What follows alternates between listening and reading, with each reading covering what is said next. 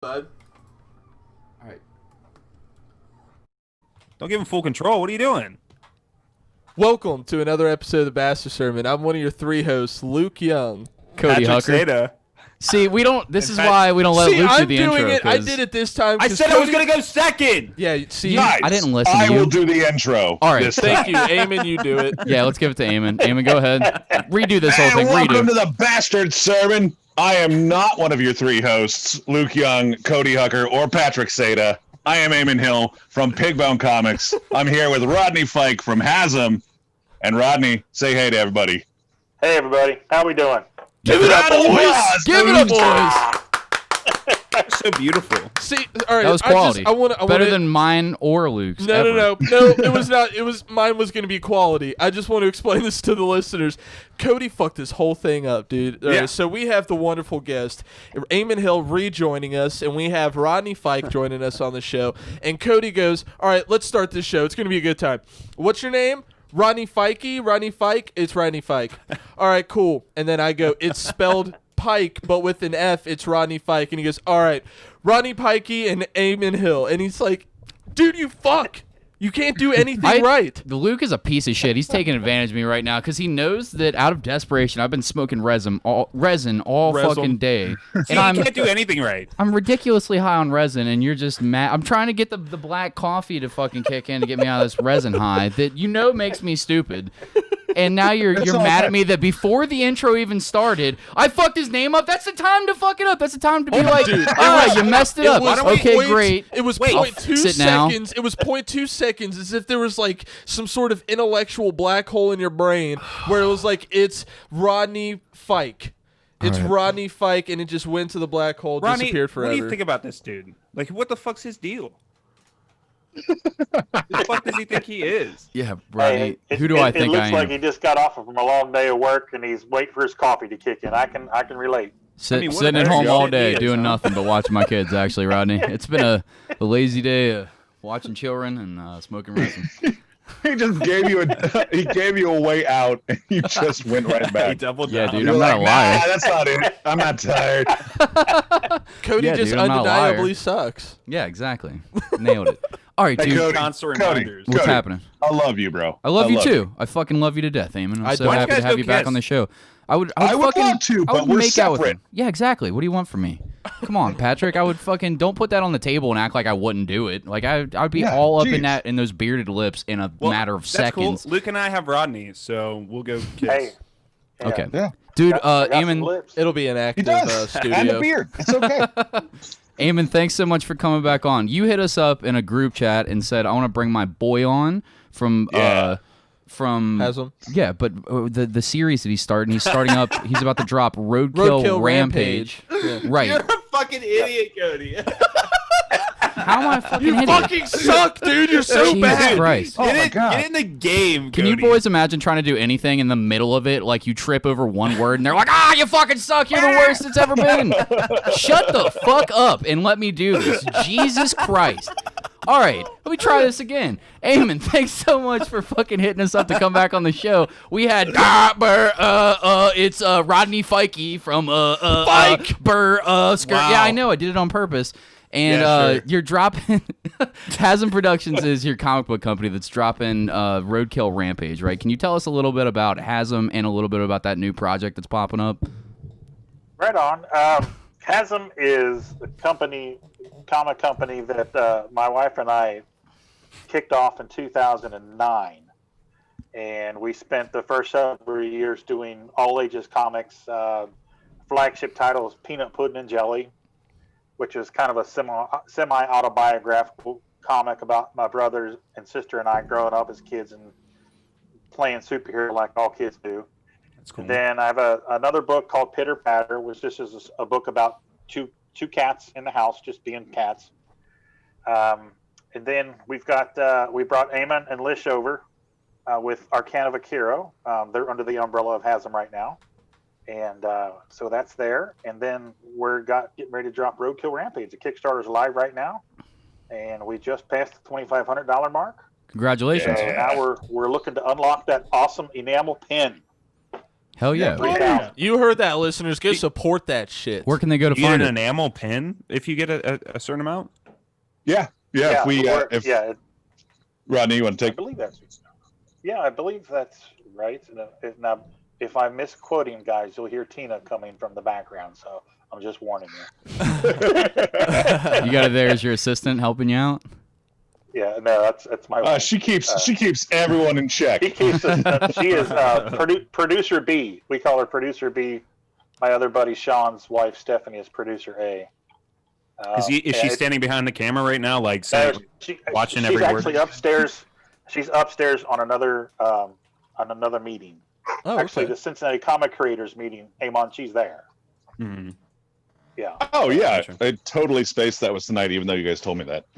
Yeah, I forgot too until she reminded me. So Where can the folks go? What's the name of the Patreon? Is it just Roadkill Rampage? Yeah, well, it's on Roadkill Kickstarter. Rampage. If you jump on Kickstarter and look up Roadkill Rampage or Hazzum, it should pop up. Okay. Big bloody lettering, unmistakable. Now, what's the idea for Roadkill Rampage? When I looked it up, all I saw was Halo stuff, because I guess it's a thing. He It's sent a digital copy to us. He did? Yeah. When I got the See, digital like I copy, said earlier in the show, Rodney, Cody is a piece of shit. he could say whatever he wants, but he's just the worst. I don't know. Let's talk about this comic that you gave me for free on the DL out of the good gracious of your heart, and not look at it for this episode. Okay, well, It's all good. come I'm on, very Rodney, sorry. let's I do- raised let's two do an children. elevator pitch. Rodney, I need you just let it loose, dude. Just tell him what you really think. Tell Cody what you really think right now. I know you want to say something that to hurts him. my heart, Cody. I'm crushed. I'm really crushed. I'm sorry, dude. I'm really fucking sorry. I've had enough of it, honestly. Well, when you get a chance, you've got the PDF. Check it out and let me know what you think. I absolutely The other will. guys have read it. I'm assuming, correct? Yep. Patrick didn't read it. Patrick, you Okay. fucking I liar. read it. No, No, I have the bullshit, PDF in my Patrick. email. Patrick, I read it last week. off screen is flipped it through the group chat, try to pull up the What's PDF. it about, Patrick? No, Rodney, hold on. I've I'll pause been you right there. Pat, what's it about? I'm not gonna say what it's about on the air when Yeah. they're trying to sell it, dude. What's the main character's name? What's the main We're gonna character's leave it name? at that. I'll let them discuss it if they want to spoil anything for their comics. Patrick's a liar. Let's give the Patrick's a fucking liar. the elevator pitch. The elevator pitch. Okay, so here's the elevator pitch. If you came up to the table, to the Hazzum table, this is what I would say to you.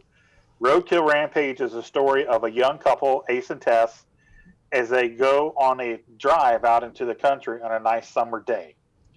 While out on the road, Ace decides that he's going to play chicken with the local wildlife. Tess, who becomes horrified by this, does everything she can to try to stop him. When things take a turn for the worse, the animals come back to exact their own brand of revenge. Boom.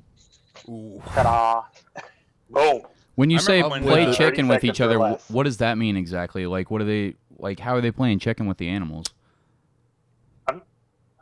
He's basically What that means, they're killing anything he can run down. He's running around in his car and doing that, and then the fucking animals come back to enact revenge on him. Holy shit, that's awesome. So wait, is that? I saw a contest when I was scrolling through the Facebook page where there's a fucking little squirrel with a eyeball torn out or whatever, and it's got like blood hanging from that. Who did the art on that? Was that you, Rodney, or Eamon, or who did that shit? That was cool as fuck. No, that's Adam Fields. Adam Fields did one of the pinups for one of the stretch goals. It's Adam Fields, Sean Forney, and Luke Stone. All three did pinups. Ooh. And he just sent me the inks for the squirrel and the skull, and he said after dinner he was going to ink the car, and then sometime he'll after that he'll color it. I remember when Eamon, weren't you working on this when you were tattooing me with the lantern? Yeah. I showed you, Yeah. and then I brought it in. The last time that Lish and I were able to be at your studio space for Bastard Sermon. Mm-hmm. Yeah, dude, that looks like so much work. God, that's awesome. Yeah, that's Luke Stone's pinup. That's my artwork. Yep. The Beetlejuice. There it is, Adam Fields. Yeah. God damn. Yeah, sorry, like I'm just the going through this super while we crazy talk, art. like just so that all the people can see it whenever they get the video, since we got video back up finally. I think that comic book art is like some of the crazy. I personally think it's That's some a of the goddamn craziest fact. art out there. Personally, just be able to put such definition in like certain actions and moves, and it just gets so deep. I just think and you stay consistent too, and I think that's really just like animation. You know in general. what though? What one Comics are small crazy. thing I absolutely love about a good comic book is when, and it's such a small detail. I love it when it nails the sound effect. You know what I mean? For like yeah. the The action, onomatopoeia, yeah, of course. for the action that's going on screen. No matter how obscure it is, you play it in your head and you're like, okay, I get it. I know what they're going for. But if it totally misses, I'm like, oh, I hate this.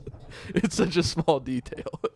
I'm right there with you, dude. I love the small details in there. That's everything that makes the comic book for me. That and the art. And you have a crazy art style. I love this. Now, is Roadkill Rampage being produced through Pigbone? Because I see that you guys are kind of linked up through these pictures here, because I'm seeing Arcana, Vaquero, and all that. Or is Hazzum produced that directly? How does all that work? Sorry, I just my screen cut out entirely. Hazzum produced it. I created it and wrote it, and Eamon's doing the artwork for it. Okay.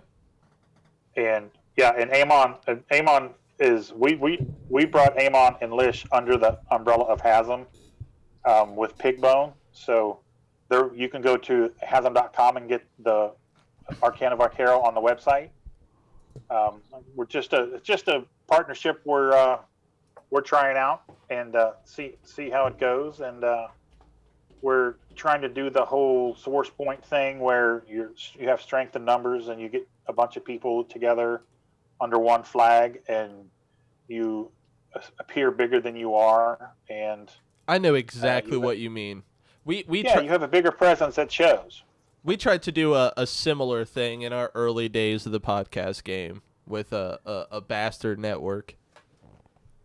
We never took off with it, though. No, we didn't. It was didn't. the dude that we were trying to do it with. It lived out in fucking Chicago. So No, it was New York. he lives in New York now, but Boston. no, it wasn't. I'm sorry, he was from Boston, and then he moved to New York and ended up. That dude, Joey O'Neill, now he's doing shit with Gas Digital, which is he works for Gas Digital. Yeah, so I mean, he figured some shit out, and we're still sitting here. Well, because he's he's really, really good friends with comedian Louis J. Gomez. Well, he went out of his way to go play video games with them and shit. I'm sorry, I'm stalling for time to try to pull up Hazzum. The fucking internet on my side cut out. It wouldn't be a I podcast. appreciate your vamping.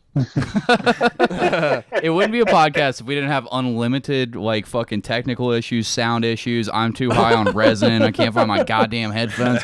We're arguing for 7 minutes instead of introducing the guest. Eamon's got to take over the fucking thing. Cody comes up with a dozen excuses for his inability. You know what I mean? It's just Being just Pushes blame on literally everyone the being whole just episode completely when it's inept all as a him. human being.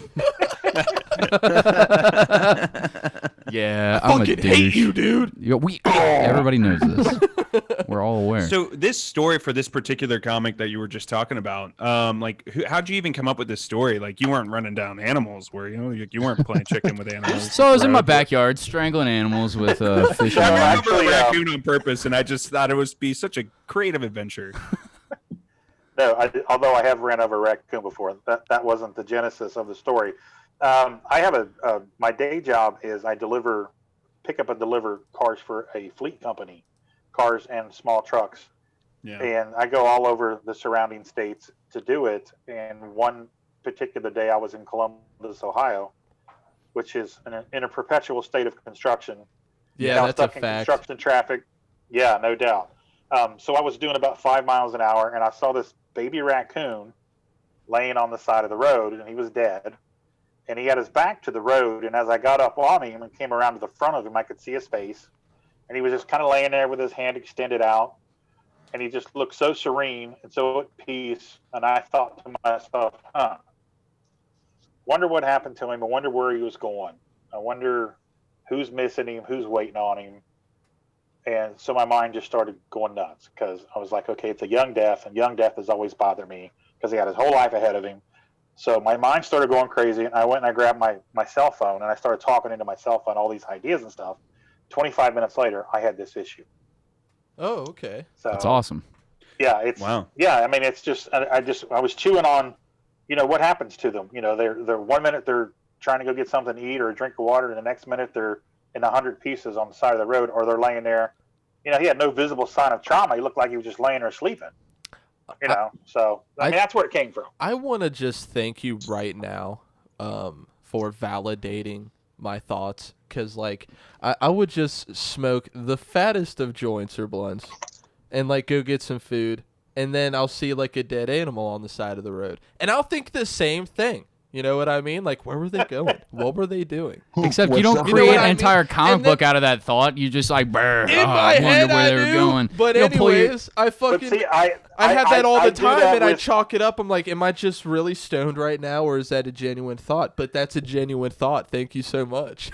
Well, yeah, and I do that with song lyrics. Okay. I'll hear a lyric in a song, and it'll spark a whole line of possibilities for characters and stuff. And once again, I'll grab my cell phone and I'll start talking into it if I'm driving.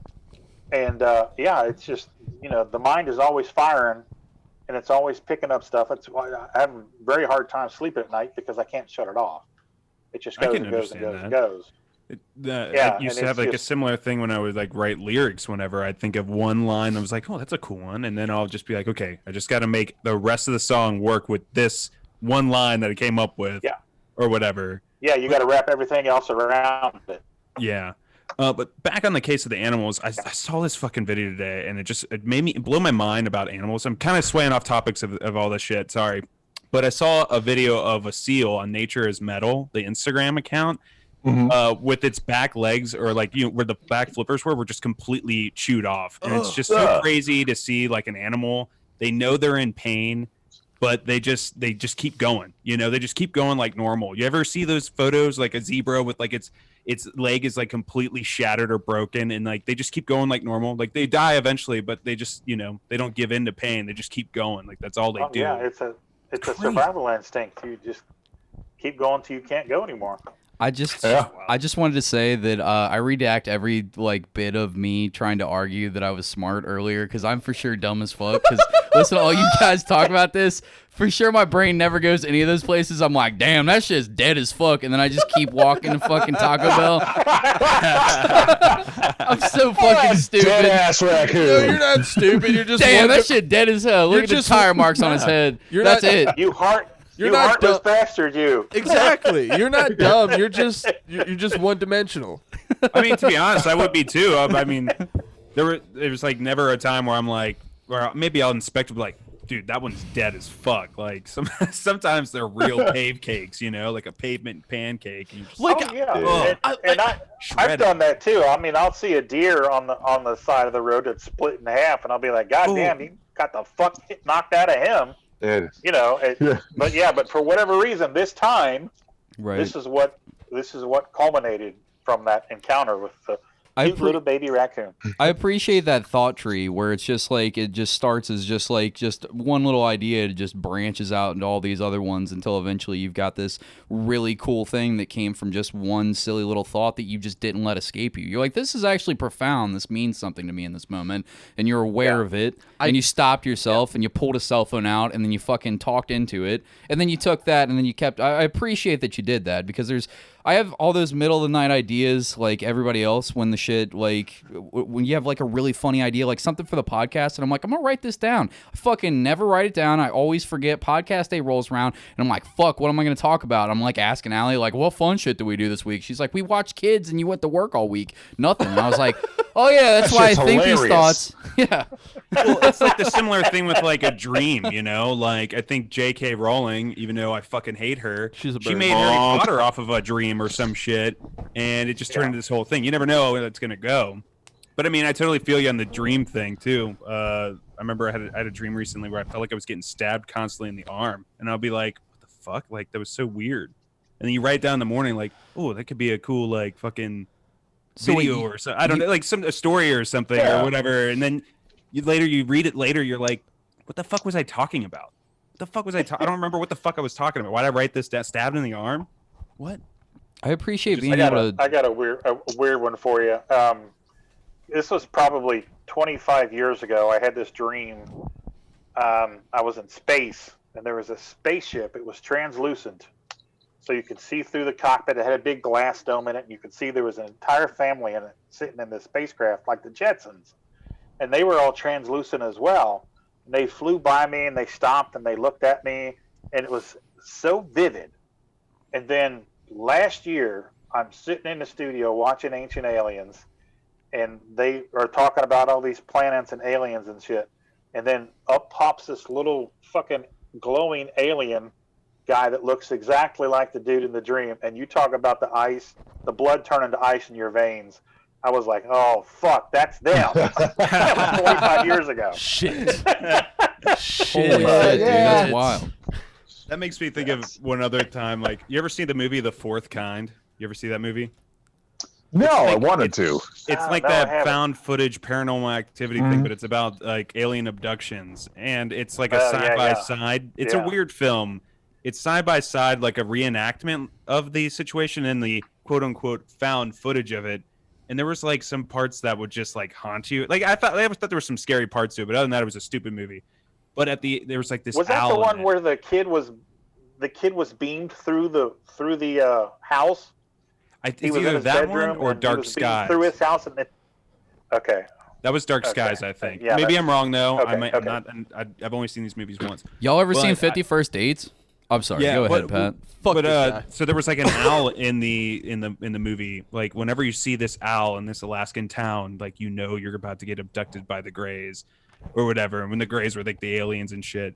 And the whole movie, they're just throwing this owl image at you. Like you look outside the window, there's an owl staring at you. And I get home, and I'm living in Northside at the time, and there was this fucking possum just perched over the top of a wood fence, just staring at you. It was the creepiest shit ever. It was like staring into your soul, and you're just like, I felt so fucking uneasy the whole time. And I'm like, I'm not gonna get abducted tonight, right? You guys ever see the fucking fire in the sky abduction scene? No. No, what are you talking about? You guys haven't yeah. seen? Oh, yeah, dude, he knows what I'm talking about. That is one of the scariest abduction scenes I've ever seen in any movie. Put it on YouTube. All right, Shit, is that the one that's in the woods? He's like walking along. Yes. We're about to find No, out. they get out of the truck. Yeah. Yeah, man, that messed with me. Dude, I saw that fucking movie with my dad, I don't know, when I was like 7 or 8 years old, and that scene stuck with me my whole life. I don't even think It took me years really to this figure bananas? out what it is. Dude, it's Which one, bro? What the fuck am I That looking one at right top, now? that top one. All right, I'm It's already gonna be freaked out. amazing. Bondage We're gonna- latex shit. We're about to watch this thing, and then everyone's just gonna be like, "That was lame as fuck."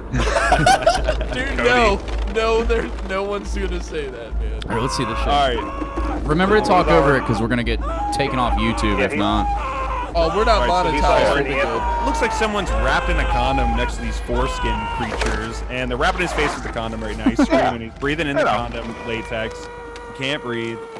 My butthole is Very so slimy. tight right now. They're it could showing you turn what- coal dust into a diamond. They're showing you what sleep paralysis feels like. Oh, they're slicing into him now. Oh, they cut open the eye spots. Yeah, so freaking weird. Ugh. They're like fleshy, weird. Like, This yeah, is weird yeah, shit. yeah. Luke, what part of this freaked you out as a child? Everything! Look at this, dude! Open his mouth! Look What at the this. fuck is this? Is that shit?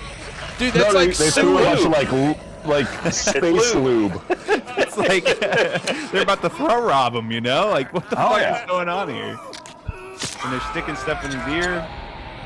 They do it, they shove it in so slowly, and then they force it in the end. What the fuck? Imagine this happening to you and you trying to tell people and everybody looking at you like you're crazy as All fuck. these aliens look like Bryan Cranston if he was shaved hairless.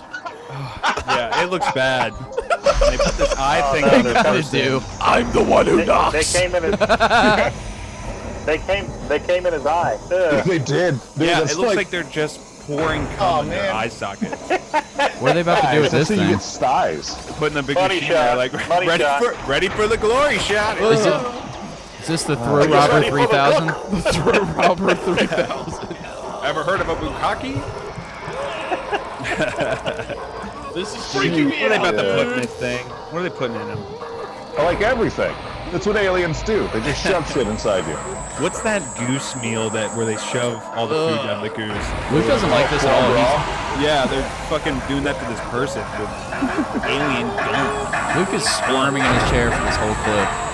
Hold on, is it about to go in his fucking eye? Yeah, it is. Dude, they're sticking a fat ass Oh, needle in this dude's eye. Where'd it go? Like, you can't watch anymore. Now you must buy the movie. That's Oh wild. my god, dude! If everybody, listeners, check out Fire in the Sky if you want a good scary abduction. Is it a scary movie, like a legit fucking scary movie, or is it just like? It's unnerving. Yeah, It okay. is. It makes you feel uneasy, basically. It's like a sci-fi thriller. I mean, somewhat. It's like Suspense. I would say Yeah. suspense. Okay. suspense. Yeah, I can it's, do it. it's one of those Maybe. like tension level, super high, running for most of it. I'm a scaredy That, boy. I like- can't watch like horror shit. It freaks me Are out you too scared of much. Like alien not in abductions? the moment, but later on in the night. No, it doesn't bother No, me.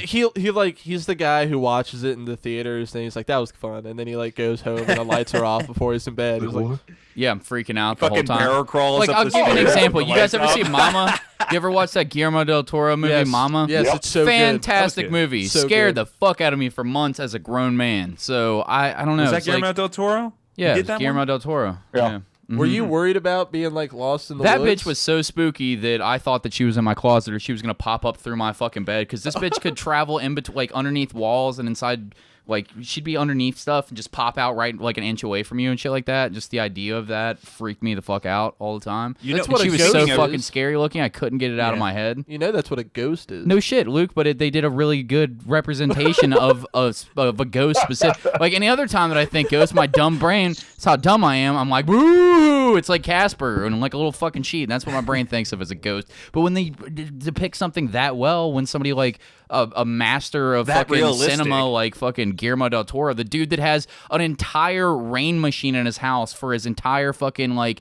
He's a haunted house museum with in a house that's supposedly haunted with a rain machine so that it's always raining and thunderstorming in one room of his house. That dude makes a fucking movie. Is that real? Yeah, it's 100% real. That's I've crazy. listened to him talk about this on Opie and Anthony His back in the day, like his years Pale ago. Man, Crazy. That remember But, Pan's Labyrinth? The Pale Man scared the shit out of me as a Yeah, kid. he does a Yeah, great Doug job Jones. making freaky shit. Yep. And that's what Yeah. freaked Oh, me yeah. out about that character. So I just like, if it's stuff like that, I can't do it because I'm just like, I can't spend months just thinking about this every time it's fucking dark in my house. Like, but if it's like just some like creepy, like if it's just like, it makes me uncomfortable. The aliens are jizzing in my eye. I could do that. See you. I mean, whatever. Aliens, homeless dudes, Yeah. doesn't matter. fun. Like, they're interchangeable at that point. I'm It only burns for a minute. I don't know about you boys, but I'm like you but different. Like I like I find I'm all not that like shit most girls, guys. like I find all that shit scary, but I don't turn away. I look into the darkness with excitement. You know? Like a like You're a like a moth psychopath. to the You're gonna- flame. yeah. It's like when like You don't like, understand. It's No, like if someone is screaming, "Hey, there's about to be a brutal car crash." Everyone's going to look away. I'm going to watch what's happening and observe. No, you're worse than that. You'll take like, what's You'll this jack mystery psychedelic compound that might ruin my brain forever? I'll take that. How much did I take? Twice as much as I should have. Cool. Give me another hit, and then I'm gonna go watch the scariest horror film of all time, and Yeah. like lock myself in my house by myself with no other company other than my dog, and I'll try It's not the to. safest way to trip lose on my- acid and watch horror shit. It's the safest way. Why would I want anyone like ruining my environment? I guess, but I- wouldn't the you know horror what? movie ruin your fucking like? So I don't do psychedelics because my brain isn't right for them. But every time I've done them, I just have bad trips. Maybe if you do them, they'll fix you. You guys ever heard of like you got microdose. you guys ever heard of Nah, ARGs? Cool. Done plenty of it. I don't like it. JRPGs, is that what you said? No, ARGs. I fucks with the You guys, JRPGs. I've got You dozens guys of them. ever heard of like TIFF files and JPEGs? Yeah, of course. What's that? What are you Familiar- talking about? Familiar with like GIFs? Oh, yeah. Oh, he's fucking around. Oh, Okay, God damn I got it. now. What What were you gonna say? I have Luke? no idea what you're talking about. So ARGs, they're like augmented reality games. They're like Oh yeah. so what I like to do when I'm on acid is to watch people's like horror ARGs that they make on YouTube, you know what I mean? Where they have the YouTube channel and then they have like the Twitter channel that follows in between each post that like gives you updates. Like, oh, there's some shit's going down, I'm about to post another update, and then it's like another Slender Man update, you know what I mean? like I like to watch Hornets? Yeah, like Marble Hornets. I like to watch that. Like that shit was great. That shit was high Marble quality. Hornets? What's Marble Hornets for people who don't know? Marble Hornets is fucking so complex. It's hilarious that you even asked me to give a small sum of it. So it's deep. Explain It's it to me. basically where quote unquote Slender Man almost came from, or where he did come from. And it's like this guy on YouTube who would record these encounters, like he's following it or something. I don't know the full thing. Luke does. it's like this guy wants to make a film in college. And he starts to make this film, and then you notice in the background that there's like Slender Man, and it's a scrapped project. And this brother who has the tapes gives it to his younger brother. His younger brother watched the tapes. Shortly, he notices the character in the background. Then he starts to get followed. Then he goes and gets in contact with everyone on the footage because his brother's missing. And then it just develops from there, and Slender Man has like... he takes possession of other people and then like has them kill for him. Dude, it's all just wild. It's crazy. This is the type of shit I can't do. It would just get inside my head too much. Like, I don't like the idea of being followed by weird, creepy ghost shit. I'm with it. Fucks my head up. Like, I can't do it. Other stuff I could do. Like, I watched that Mandy. Have you guys seen Mandy yet with Nicolas Cage? With that was Bro. Rodney, have you seen this? So I'm not a Nicolas Cage guy at all. Like, I love him. It's like Leaving Las Vegas, the only movie that I care about that he's ever done. Until I saw Mandy, and I was like, oh, this is fucking quality. It's like a what's it compared to? Devil's Rejects meets like fucking like some weird psychedelic art film plus a B movie, and it's like a revenge film. It's fucking quality the whole time. The first like 15 minutes is like you might shut it off because it's so slow and weird and just like super odd, weird. like Oliver Stone in the 90s fucking camera angles and fucking like weird effects and stuff where you're like, all right, I get it, I've seen this before. But then as the story progresses, it gets really fucking good. What was the point? I could do like horror like that. Movie, I could do and horror it's like that. It fills you with dread. Like I filled me with dread the whole time watching it. But it's like one long bad acid trip almost is what it felt like when you're watching it. Yeah. And I definitely recommend it because I would say even though Nicolas Cage when he's playing now, it's not like he's not doing his best performances obviously or ever did. Eamon, Rodney, based on what you guys draw, you great. should fucking watch this. You might pull some like artistic inspiration from this. Just looking through the comic books that you have, I feel like you would pull something out of this that you would really enjoy.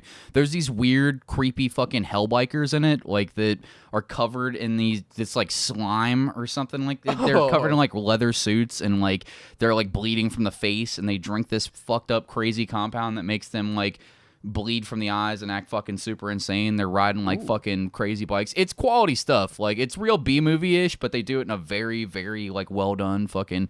They've got a Nicolas Cage budget sort of way. So it's. I think it's not trauma. It's above trauma. Yeah, dude. I really think Nothing wrong with trauma. I don't know what he was talking about, so I just went with it. But what's trauma? I You don't know about trauma? Oh man. Oh dude. No. You would enjoy the hell out of some trauma. Explain. It is pure independent The Toxic trash Avenger. cinema.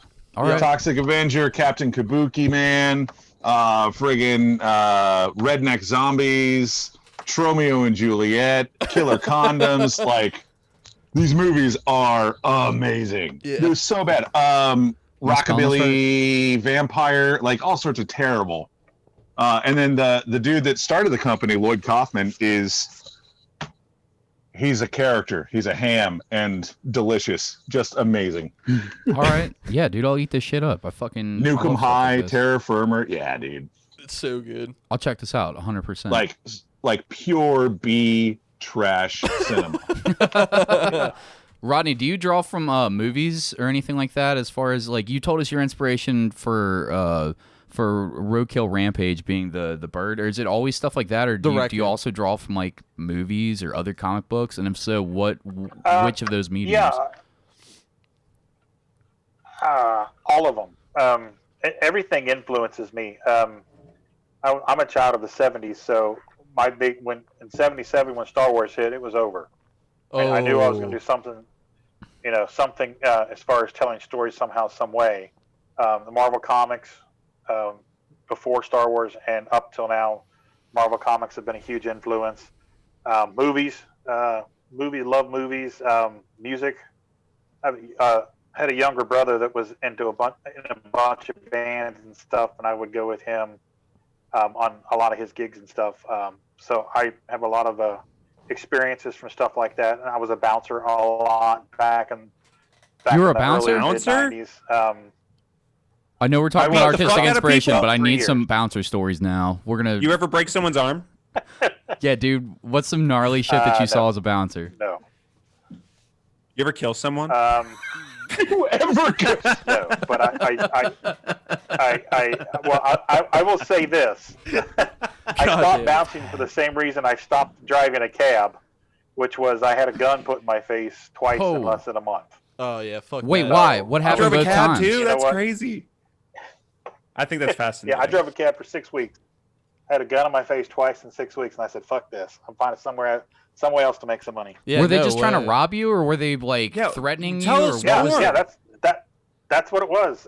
Just Just driving and I was only there for 6 weeks, so I didn't really know the ins and outs of it. And all the other cabbies, they wouldn't take any fares down to Over the Rhine, and this was, Jesus, 20 years ago. So it's before. Yeah, so Over the Rhine was regentrified. over the Rhine back then. Right. was Yeah, it It was wasn't a over cool the Rhine. hipster times. hangout. Fucking. No. Yeah, gentrified. It Drink was wine way and paint a gentronized. canvas. When you drinking White They- Claws, there are no laws. Like it wasn't that over the Yeah. Rhine. that's what I'm drinking. Yeah, and they obviously knew what they were doing because they got me, and I suspect that they were probably working in unison with one another because they got me both times at the end of my shift, and I was about a 14-hour shift, so I had a couple of $100 on me, and it just, you know, they hop in the back sucks. seat and they put a gun to the back of your head, like, give me all your money, bitch, and Oh, it's you know, rough. it's just like, you know what? Fuck it. I'm not doing this again. I went the second time.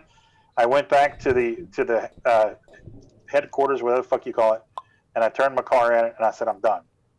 And he's like, what do you mean you're done? See you tomorrow? And I was like, no, I'm done. You pointed And, a gun at him. See you tomorrow. Ah, come on. Like no, and the one guy just said it happened again, and I said, yeah, I guess he could tell by the look on my face. But I was like, yeah, and I said, that third time's not going to be the charm for me. I'm out. And I said, Yeah. I don't give a fuck if you pay me, whatever. Here it is. I didn't put in the gas anymore. I didn't fill the tank up like I was supposed to. I was just fucking done. Yeah. And as far as the bouncing goes, there was a fight, and I didn't know it at the time, but they were Marines. Ooh. And my best friend is a former Marine, and he used to bounce with me, but he wasn't there that night. And so it was the 90s, so you were allowed to drink while you bounced at particular bars.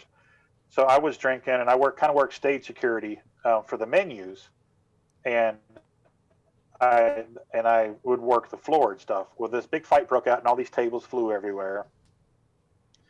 And I turned around, and I saw somebody swinging, and I just grabbed him, kind of grabbed him, got him down on the ground, and got my hands behind his head, and then got him up and took him out. And then I took him out, threw him on the sidewalk, and he hit the sidewalk, and he kind of rolled, and he pulled up, and he pulled a gun out of the back of his pants. Oh And he said, shit. "Who's the bad motherfucker now, bitch?" And I was like, "All right." So, You are, sir. You are. Yeah, right? For sure you are. You want me to And- suck your dick? I'll suck your dick right now. Yeah. And Anything to that not is have to go to the exactly hospital. what I Off would your do. pants. Yeah, please, no bullet wounds. Please, I don't want to get Yeah. shot. Oh man, I would turn Well, into the yeah, biggest yeah. pussy ever if I got a gun pulled on me.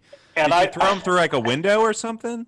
No, I would take him. There was a series of stairs that went down to the main door, and they were double doors that flew open, and I would just kind of barrel through those and throw him out on the sidewalk Right. because there were other guys in there fighting, and I had to go take care of them. Everybody was kung fu. And, So fighting. it's like a goddamn saloon in the 1850s in fucking Texas. Like there's just like a dust cloud of punches and kicks flying out of it, like a Looney Tunes cartoon. Like Never fuck, I go gotta back. jump in there and get the other guy. This guy's pulling a That gun night, on me. that night it was, yeah. Holy shit! Sorry That to night keep it was. going. That night it was. I was only ever in 2 of those. But that was it for me because I when I was done, when the music stopped in between sets, I was sitting on the stage and I was thinking to myself, "You're 27 years old. What the fuck are you doing?" You know, you beating some ass. yeah. I mean, I'm getting $50 a night plus free booze. Is that worth somebody shooting your ass? Sounds like a sweet deal to me, Rodney. Dude, no, Even now, in back then it 2020, was. Back free then it booze and was. $50. Dude, Hell Rodney, yeah. I've had 2 guns drawn on me. I was robbed by a group of 5 guys with 2 of my other friends. I know exactly what you're talking about. That shit is not fun. Yeah. I didn't want to work at. I used to be a banker at a bank that I won't mention, and I used to see like I was always so nervous. It was the busiest branch in the district, and I was always so fucking scared that we were gonna get robbed. Even though I never wasn't at the teller line, whatever. They had the emergency buttons under the table and shit. But we heard word that recently, like there was some guy going around to all the branches, and he was robbing every single one of them. Ooh. And we're like, we're fucking next. We're the biggest one. We're fucking next for sure, right? So I'm sitting at the table in the back in my office, and I'm trying to like talk to someone about like a loan or some shit. I don't remember. And I remember a cop came into the building, and he had this gun that looked like it was straight from fucking Alien. I'm not kidding you. It was decked out. It was crazy. I was like, what the fuck is this cop walking in here with? A fucking Rambo assault rifle or Is that whatever. a flamethrower? It's got like a fucking bayonet or something on it. Chainsaw underneath? And apparently, Sir, is that an oxygen acetylene torch on your back? What's happening? yeah, what's going on here? And he just was dressed like a regular police officer. So the image was really strange to me at that time. And I was like, what the fuck is this guy doing here? And apparently there was like a money bag that I guess there's like a money bag that they have there that it has like a GPS. If it moves, it gives off, or it has like a paint thing in it. But each time it's got some kind of sensor in it. If you fuck with it, the cops are called. If it's a false alarm, they'll fine you and shit. But they've said there's someone moved the money bag. And I look outside, and all of it was like over on Glenway, which is like a busy street over on the west side. And there was like 10 cop cars all blocking off the intersection with their guns out, pointing at the building. We're like, what the fuck? What happened here? How the fuck did this happen? But getting robbed is scary, dude. I told her on the podcast before. I've been stabbed before. I was fucking stabbed before. Jeez. Tell that story. It's been long enough. It's been so long. Tell that whole Maybe story. no one remembers. This story's crazy. I was like 17 years old, and I was working at my first job. I think it was La Rose's. And I didn't have a wallet on me at the time because I haven't gotten paid yet or whatever. And I'm walking home. I have a big obsession with juicy fruit gum at that particular time, and that comes into play later. What? So you have a big obsession with juicy fruit gum? That's a new detail added to the story. I've never heard not. that part. It's not. It's a You real deserve thing. to get stabbed. I hope. I loved double mint, and then I was really into juicy fruit. And the only reason I'm saying this is because it's stupid. Why do you don't It was believe there's Bazooka scriptures Joe, in wasn't juicy it? fruit? It's a fucking bag of gum I had in my back pocket, and some dude comes up and he runs and tackles me in the middle of a busy street. It's at night. Like, no one's stopping their cars or anything. I'm struggling to get this guy off. He's reaching in my back pocket, and I just try to fucking hit him. Wasn't this right on Queen City? It was off of Work Road. Oh, okay. Work road. Work Road. Dude. Wow. Yeah. On that- Right by the Exxon, if you know what I'm talking about. Yeah. If you're around this area. Yeah. There's like a dip. I lived right off of that street growing up, and I was walking home there. But yet some dude just straight up tackles me, tries to reach my back pocket. I try to swing on him. I fucking missed horribly, barely nicked him. And then he looks like he's about to swing and hit me in the face. Like, put his fist down like he's going to smash something with his bottom of his fist. Into your face it was going? Like, It looked, I didn't know if he had anything in his hand. But I lift my hand up, and I catch it in my hand, like his fist. And I don't feel anything there. I just feel the pressure of him hitting down. And he runs off. And I get up, and like I just hear the metal clink in the ground, and I look at my hand, and there's this big ass gash all the way through the webbing of my finger. Oh, fuck. I don't know if you can see the scar. we almost killed Eamon. You can see the scar right here, but it was I all see the it. way down by my thumb, Yeah. and I have the knife Oh, still. fuck. It's Yeah, like Pat some saved the cheap knife. ass- yeah. Do you still cheap have ass it in the Jeep podcast knife. studio? You used to whip it out on, like, you tell the story regularly and be like, oh, yeah, and here's the knife. I always keep it in my back pocket. Dude, It was crazy. And you he- don't want that shit. Patrick- It's fucked up. Patrick got attacked. He got stabbed, and then he was like, "I'm not gonna learn any self-defense." Well, I have to go to Wing Chun, you know? Here's what you learn. Here's what you learn from getting robbed. Buy a gun and figure out how to use it. Because there's, like... Just shoot anybody. I don't know, Stay dude. locked Like, and you can learn loaded jujitsu nowadays. all you want, but, like, if you're got somebody with a gun, you're fucked. I don't know. Like, either give them your money or shoot them. Like, I don't know. Well, the fucked up thing about that is the fucked up thing about this is 9 times out of 10 you're dealing with stupid. Yeah. And you can't reason with stupid. Yeah. You can't argue with stupid. They're gonna do what they're gonna do. And the shit happens so quick. You think you're gonna do this, and you think you're gonna do that. You don't have time to do shit. You don't know shit. Yeah, Patrick was just fucking walking happens. down the street thinking he was going to chew his whole 5-piece pack of juicy fruit on the way home, and then he got stabbed. You know what I'm saying? It happens. I was going to go home and tackled- grab a pack of juicy fruit. I'm and curious. Tackled by next thing I know, I'm Bazooka stabbed. Joe because he's chewing the Wrigley brand. just The reading bubble young comic people strip. came out the bushes. Yeah.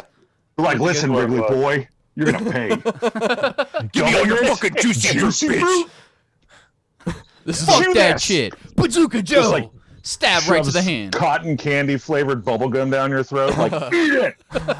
But it brings up a good point about getting robbed somewhere too. Like, just to kind of do it there. Like, I feel bad for like people that are cashiers at, like, let's say gas stations, or let's say they're fucking at a restaurant or something, and someone comes up and just throws a gun in their face.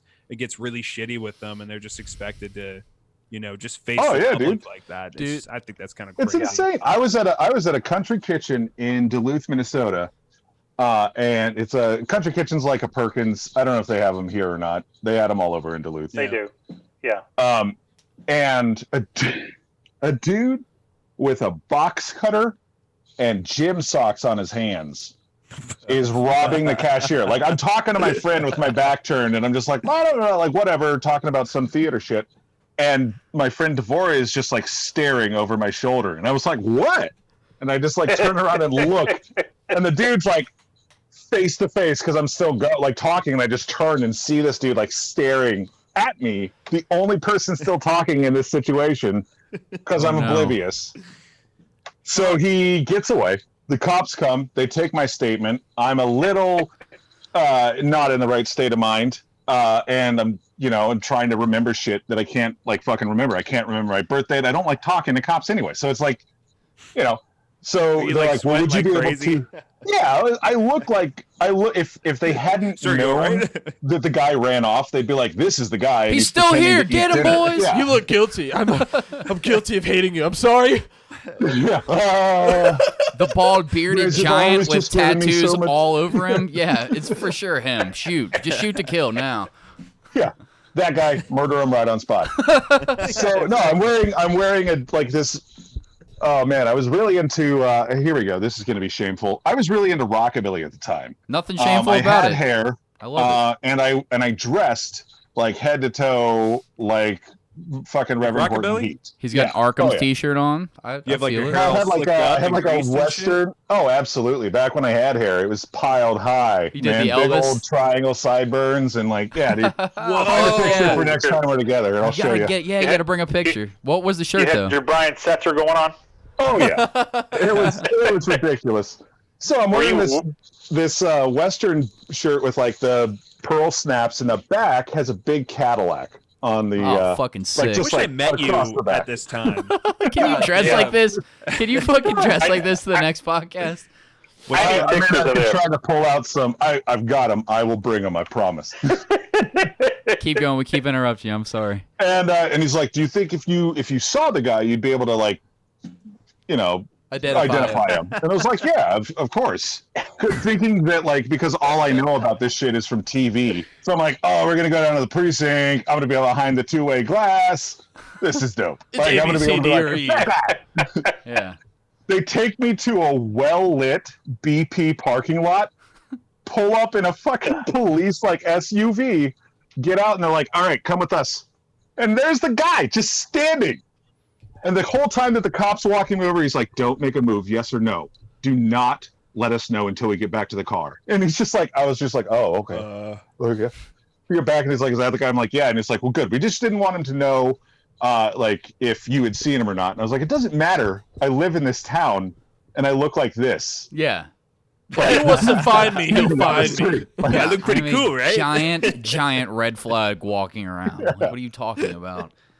Dude, that's I did the wild. same. Like when I got robbed, they also after I called the cops, like I don't know, 15 to 20 minutes after they arrived, they were like, "We have some suspects in custody right now. Would you like to come identify them?" like almost instantaneously. We pulled up, like we didn't even get out of the vehicle. They were just like, "Is that them?" We're like, "That's definitely them." They were like, "Cool," because they had all of your shit with them. Here it is. I have stories, but I can't tell this would them. be real weird. Rodney, have you ever gotten in trouble with like the police or seen some crazy shit like this before that you're willing to talk about? I want to hear some more stories from you. I have never been arrested. Well, that's good. But well, They wish they could arrest you. Am I right, guys? They're trying to RICO him right now. They're gonna get all of Hazzum and Pigbone. They can't. They're not just gonna take down individuals, man. They gotta get the whole fucking independent comic book industry. No, I was always involved with the cops because of being in a fucked up family of alcoholics and drug addicts, and my stepdad was abused my mom a lot, so I got to see that a lot. Yeah. And then my brother went through all the shit that he went through before he died, so I spent the last 10 years dealing with them and him and his fucked upness. It doesn't sound like a lot of fun stories. No. Sounds like a lot of painful stories. They're Jesus, Pat, what are you doing to our guest right I now? didn't mean to do that, but I can understand.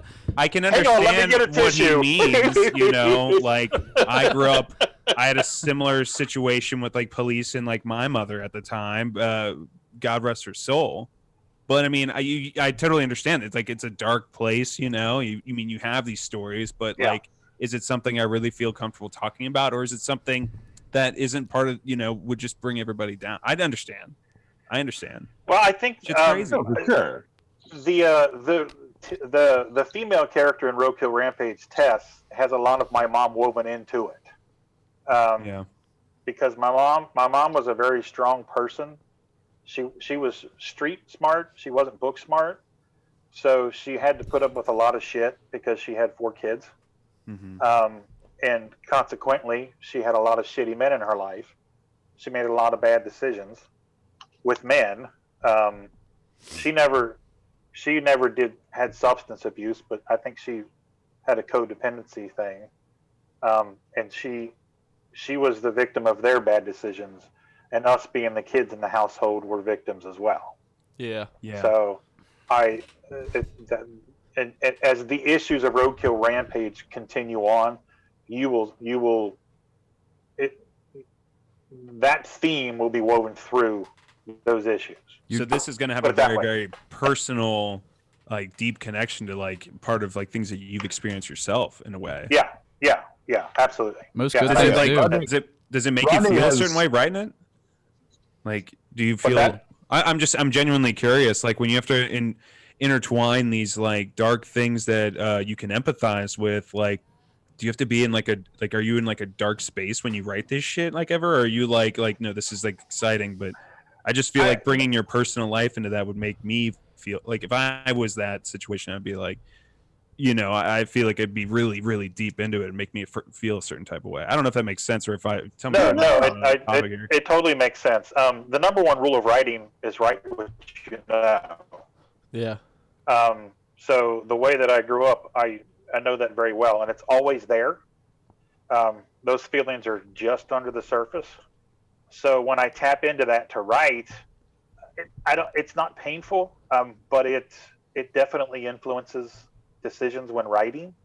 And I think it makes for more authentic storytelling because you can't write what you don't know. You can't sing the blues if you ain't lived the blues. I agree with you. Absolutely. So, I think I know exactly what you mean. It feels more real and it feels more authentic. Whereas like if it's someone who doesn't really know the substance and they write it out there, it's kind of like you see what they're like, here's a message for the end of the day, you know. Whereas instead of it like, you know, resonating with you. I would liken it to just briefly in acting. You ever seen someone that they're pretending to be a drunk, and you're like, you are clearly pretending to be drunk because you don't know what's going on with this. Like, you can tell when someone's genuine and not. When I read this stuff from Rodney for Roadkill Rampage, it rang true because it felt true, because I know that he was writing it from that place. When I designed the characters from what we had talked about, and I was making Ace, I picked my older sister's ex-boyfriend from when I was in high school as like a template. I was like, who's the douchiest motherfucker that I can think of? And it was that dude. I used to come home and the porch would just like smell like stale cigarettes, and I knew that Jason had just been like hanging out, and I was like, oh my God, I fucking hate that dude. And so like that's how I drew Ace. Those are great wells to draw from. I love that kind of hate. I'm glad. I love everything that is about super that fascinating. It really inspires people, that kind of hatred. It like really it sticks with you. Like you always fucking. I appreciate. You remember to darkness. not be that thing that you fucking hated in that person. Like it really. Darkness inspires you. That's a fact. You know, I'm always one for a little bit of hate. You know what I'm saying? Everyone needs some shame. So you got to be. So I mean, so I was actually just talking to a friend about this the other day, about like, all of these feelings, all of these emotions that we have as human beings are meant to be felt and explored. And I think that we have such a weird view in this society where we're like, nope, you got to shelter the ones that are awkward to have when you're around a bunch of people. And it's like, no, fuck that. Everyone has those feelings. Touch those feelings, experience those feelings, because that's how you're going to get it. And that's where art comes from, man. Like, without a doubt, music, film, writing, whatever. And like, absolutely. Like I was saying earlier, that's why I enjoy you guys so much, because you guys are me 20 years ago, with my buddies, you know, riding down the fucking road and playing slug bug, you know, just capping on each other and banging on each other constantly. But you know that there's a bond there, and you guys, these are your boys. And you know, those are friendships that are gonna last for the rest of your life. All my friends have moved away, and I don't see them a lot anymore, and I miss that. That's why when I see you guys, I relish it, because it doesn't last forever, and it's awesome when it's there, because you guys are all young, and when you get to be my age, and everybody grows up and does the adult thing, gets married and have kids, and go create your own life and your own career, you're not going to see each other as much. I'm already there. You know, it's just part of growing. Kids. Yeah, he ruined it. I mean, it's. Oh, that's right. That's why I'm recording this shit. That's why I'm doing this podcast. I want to be able to remember the glory years. I'm getting married too, so I mean, we're in a house. Yeah, they're both ruining it. Yeah. Yeah, Luke's on his way. Some lady will trap him soon. To continue on that line real quick, as far as the woman goes, when Eamon and I got together. Can I wait 1 second? I'm sorry to interrupt you. I'm sorry, but is it? That's okay. Eamon. I've been calling him fucking Eamon for forever. Is it Eamon or is it Eamon? Now I'm concerned. I don't know his name. It's Eamon. Okay. It's Eamon. Okay. Now you're making things. Cody will fuck I'm that not up. trying to make it weird. I just thought I was fucking his name up for forever. I'm sorry. Go on, Rodney. Go on, Rodney. What were you saying? When I approached Eamon when I approached him with the project, he had some concerns about my approach, about how we were going to portray a certain scene.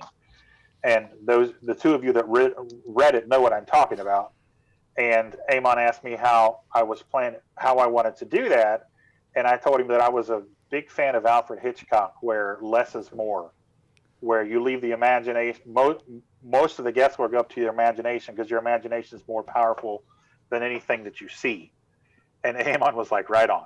That's exactly what I was thinking.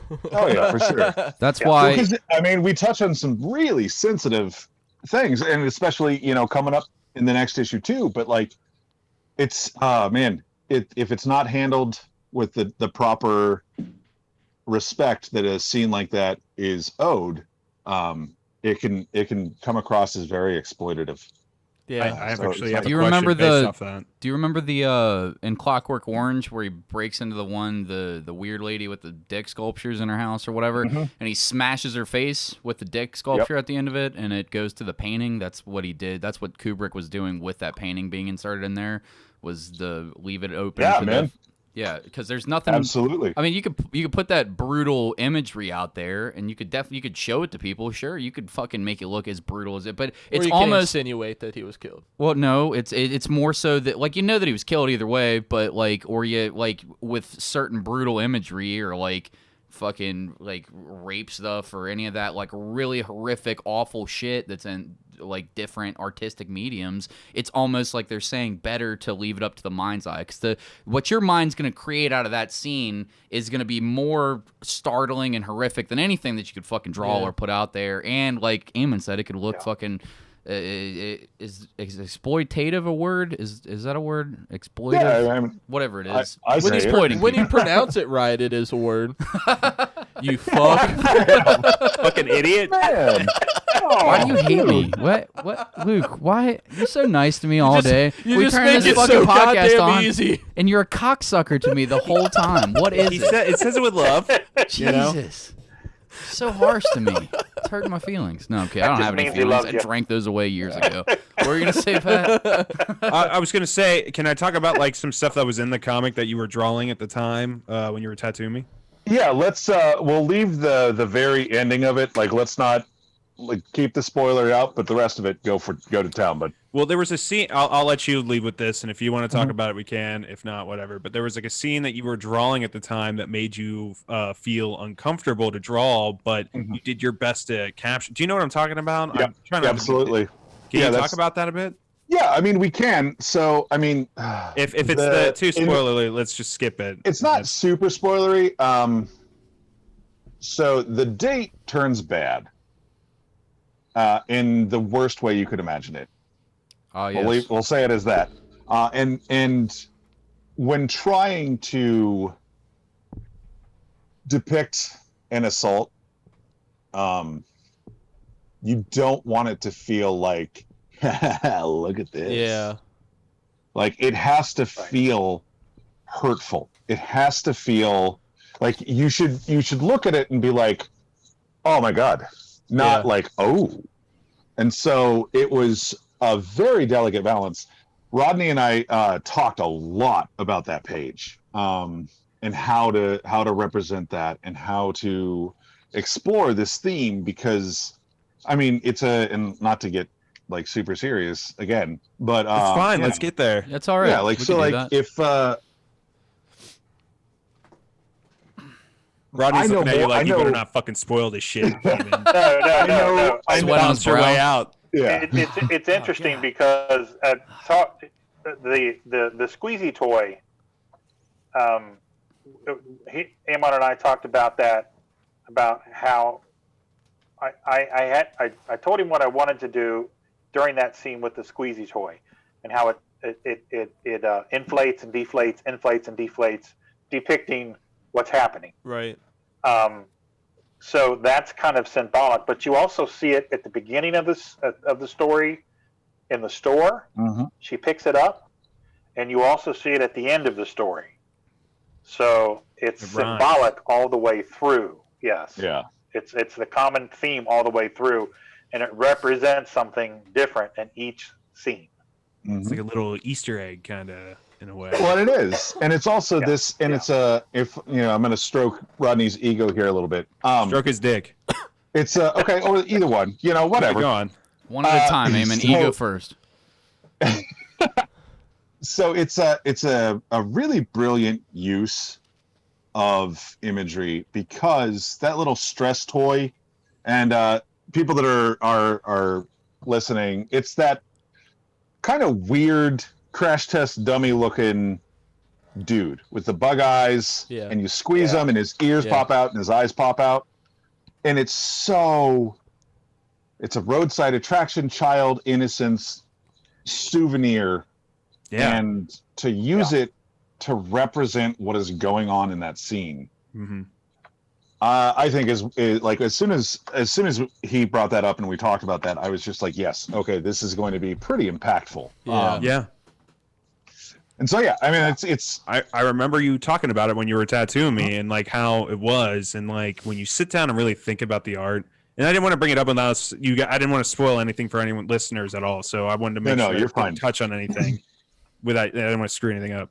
But I remember you talking about that, and you were drawing, and you showed me the images and stuff, and I was just like, fuck, when you really sit down and look at this stuff, like when it comes to a comic book, like you think it's pretty straightforward with a comic book, the images, action, going on to the next thing, but when you really sit down and look at it, you can actually just see so much fucking like meaning and depth and just story meat that's in this particular, you know what I'm talking about? Just like it hits so much deeper than you can possibly imagine. Oh yeah. If you sit there and really look at this stuff when it's drawn.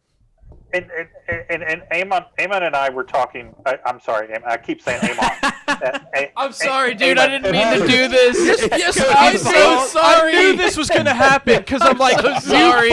You've had 4 episodes with him. You know goddamn well it's Eamon. Why are you fucking saying some stupid shit right now in the middle of the episode? Goddamn. I'm so sorry. Eamon. Just go to Pokemon form. You can call me I'm gonna say Eamon. with a Jamaican accent. What's up, Eamon? I'm sorry, Rodney. I didn't have you on here to fuck with how you pronounce your friend's name. No, that's It's okay. all good, dude. I'm telling you what, you sound like Tina, because Tina's all the time. Quit calling him. Quit saying it wrong, goddammit. Say it the right way. Well, now you gotta say it this way. It's like a thing now. Hey, I'll tell you, I have had like far worse mispronunciations of my name. I had someone bust out what sounded like a Digimon or a Pokemon, Eamon. and they were like, "Oh, is it Eamon?" And I was like, "No, like what? Why would that be my Yes, like, that's my name. yeah, that's it." But until I evolve, and then it'll change. There you go. But the what I was saying is we were discussing on a podcast the other day how impactful and a beautiful art form that comic books are, because it's everything rolled into one package. It's a story, it's artwork, it's cinematography, it's symbology, it's lighting and shade, it's all of that stuff. And that stress toy, it's a symbol all through the book, and it depicts where she's at in her development all through the story. Yeah. So that a lot of, for the layman that just reads comics for fun, they're not seeing the intricacies and the layers. And I'm now obviously Spider-Man and the Avengers and stuff like that, it's not as deep, but that's the cool thing about the indie market, is that you get that shit in the indie market because it's just us. These are our babies. We put all this TLC into these characters, into these stories, and there's a lot of intricacies. There's a lot of levels in these stories. Yeah. And that's why I think guys like us, that we're pretty intelligent and we like things that make us think, independent comics really appeal to us. Yeah. No, I agree. All right, I'll get off my soapbox now. I agree. Like, the way it was done was, like, as we've said throughout the, this last 10 minutes, it was done very tastefully and artistically. Where, and you said it's different. Where like, indie comics has a very a good avenue to do that type of stuff well, whereas like Marvel and DC, it's very different, because when you read those, it's very like bright colors and spandex and like beating the bad guy, and it's rough, but they come out on top at the end of the day. But when they try to do topics like that, it's like a hard left turn.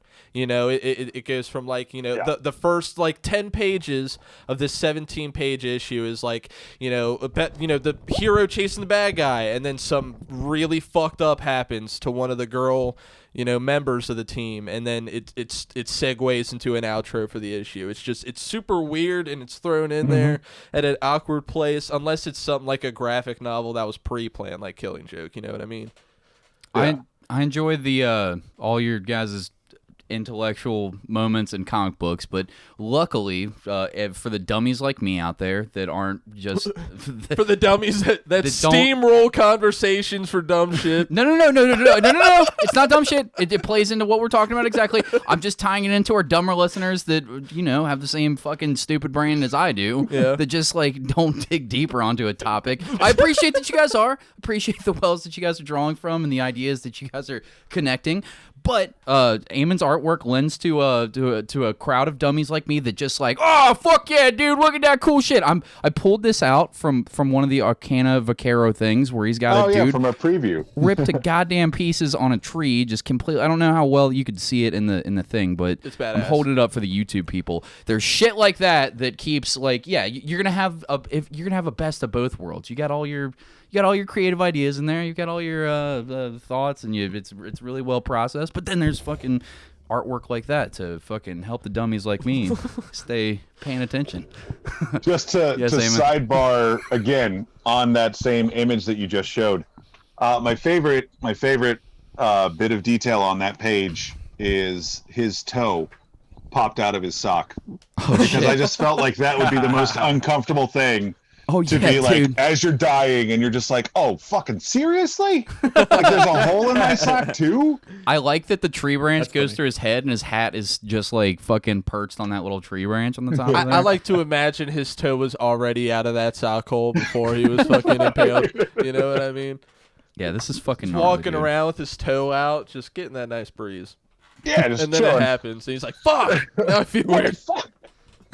But yeah, so like just to pull that all back in, so one of the big reasons that we're allowed to like explore these topics is we don't have shareholders.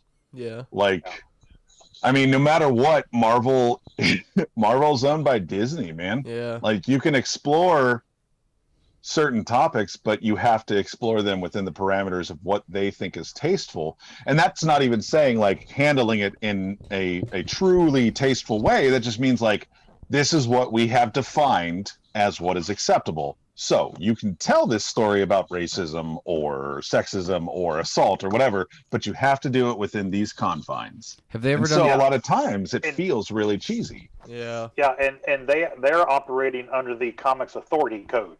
Yeah. Which we don't have to operate. It's a set of bylaws that they had to agree to. Back in the 50s, they imposed it upon themselves because all of the Bible thumpers back in the 50s were skeletons, the werewolves, and vampires. To take kids away, to take comics away from kids. They said it was causing juvenile delinquency. So they had a big burning session where they burned a bunch of comics, and Congress was going to outlaw them. And the Marvel and DC got together and came up with this set of bylaws called the Comics Authority Code. And it's real goofy shit like, we won't render blood red, it'll be black.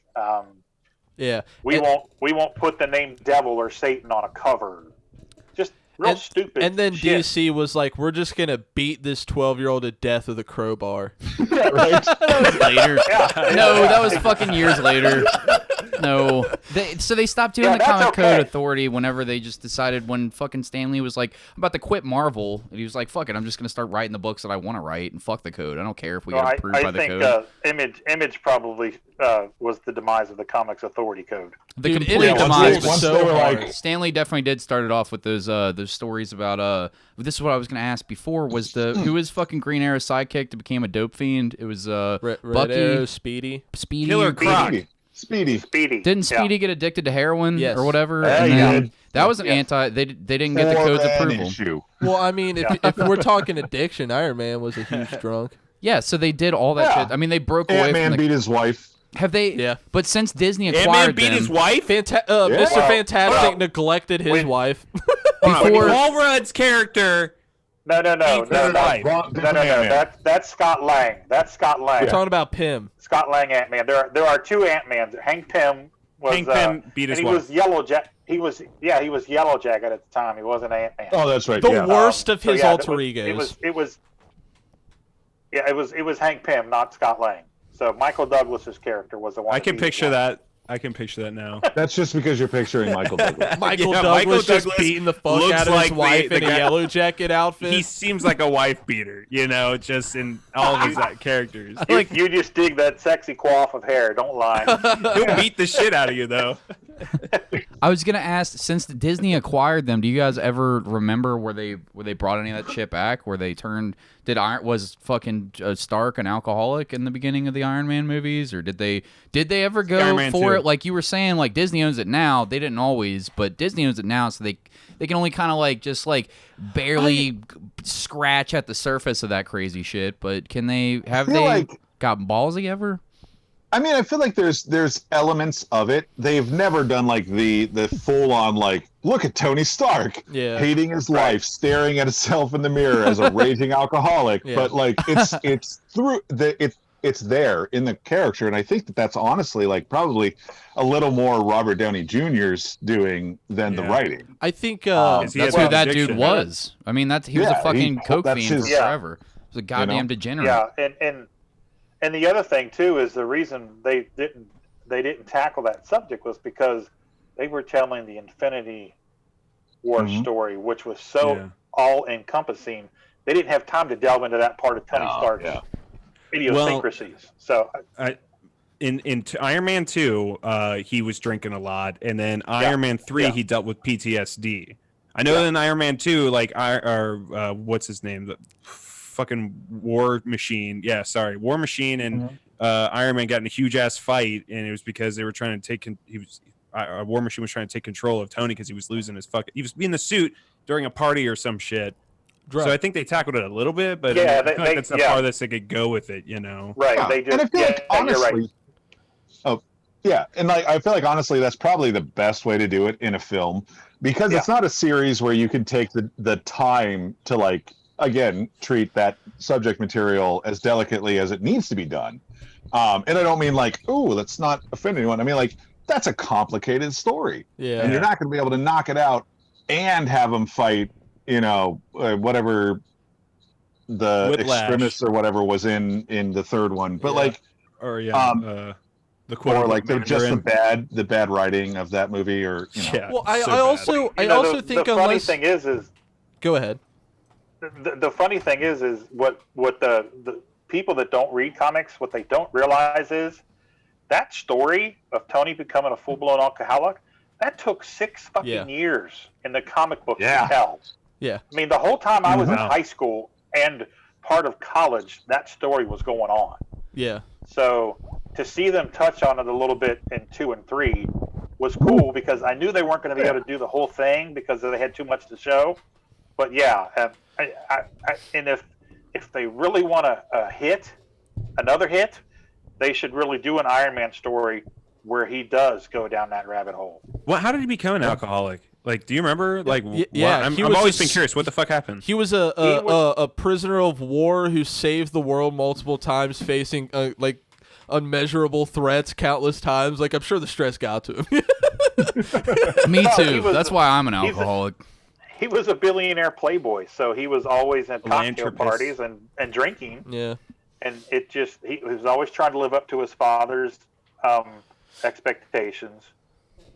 He never thought he was good enough, and he just drank. And he was always in a situation where it required him to have a drink in his hand, and it just got the best of him.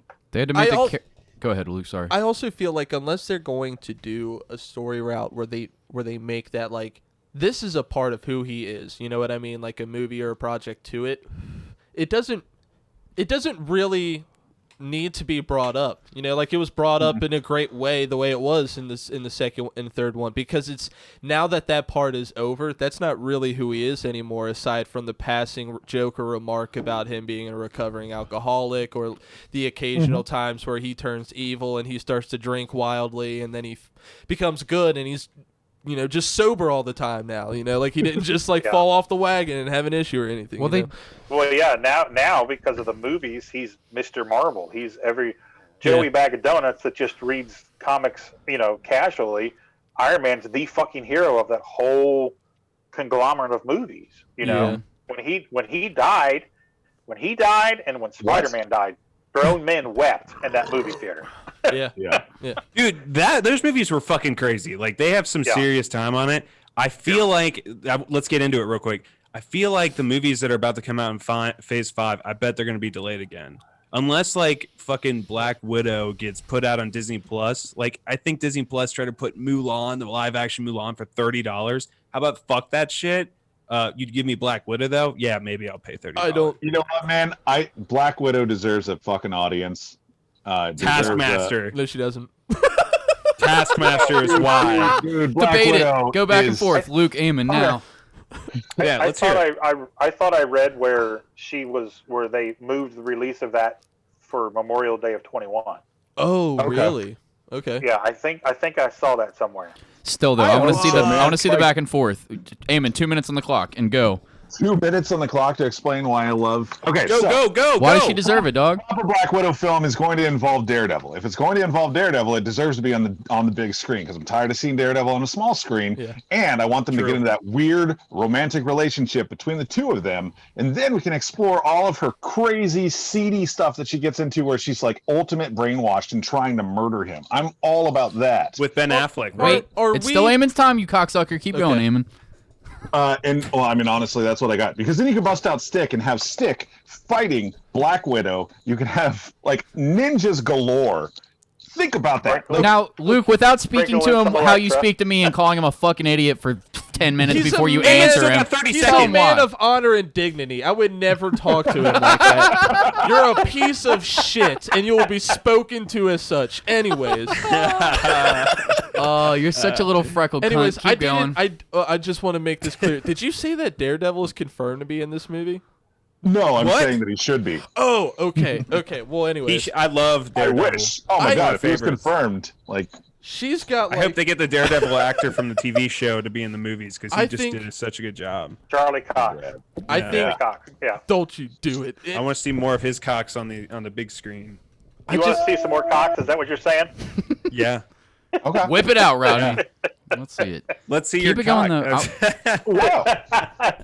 Luke, what's your anti-Black Widow No. point? How much money you got? Not much, dude. I'm fucking broke. I got kids and shit. I'm living in my grandpa. I'm not living in grandpa's basement because I got stacks. Cody would pay some money, I'm sure. I got Anyways, I believes got Give us your five side. on it. give us your side, Luke. I'm You have anti. 2 minutes. I'm only anti Black Widow because they are hate making. women. Shut up. They're making this movie in the time period of between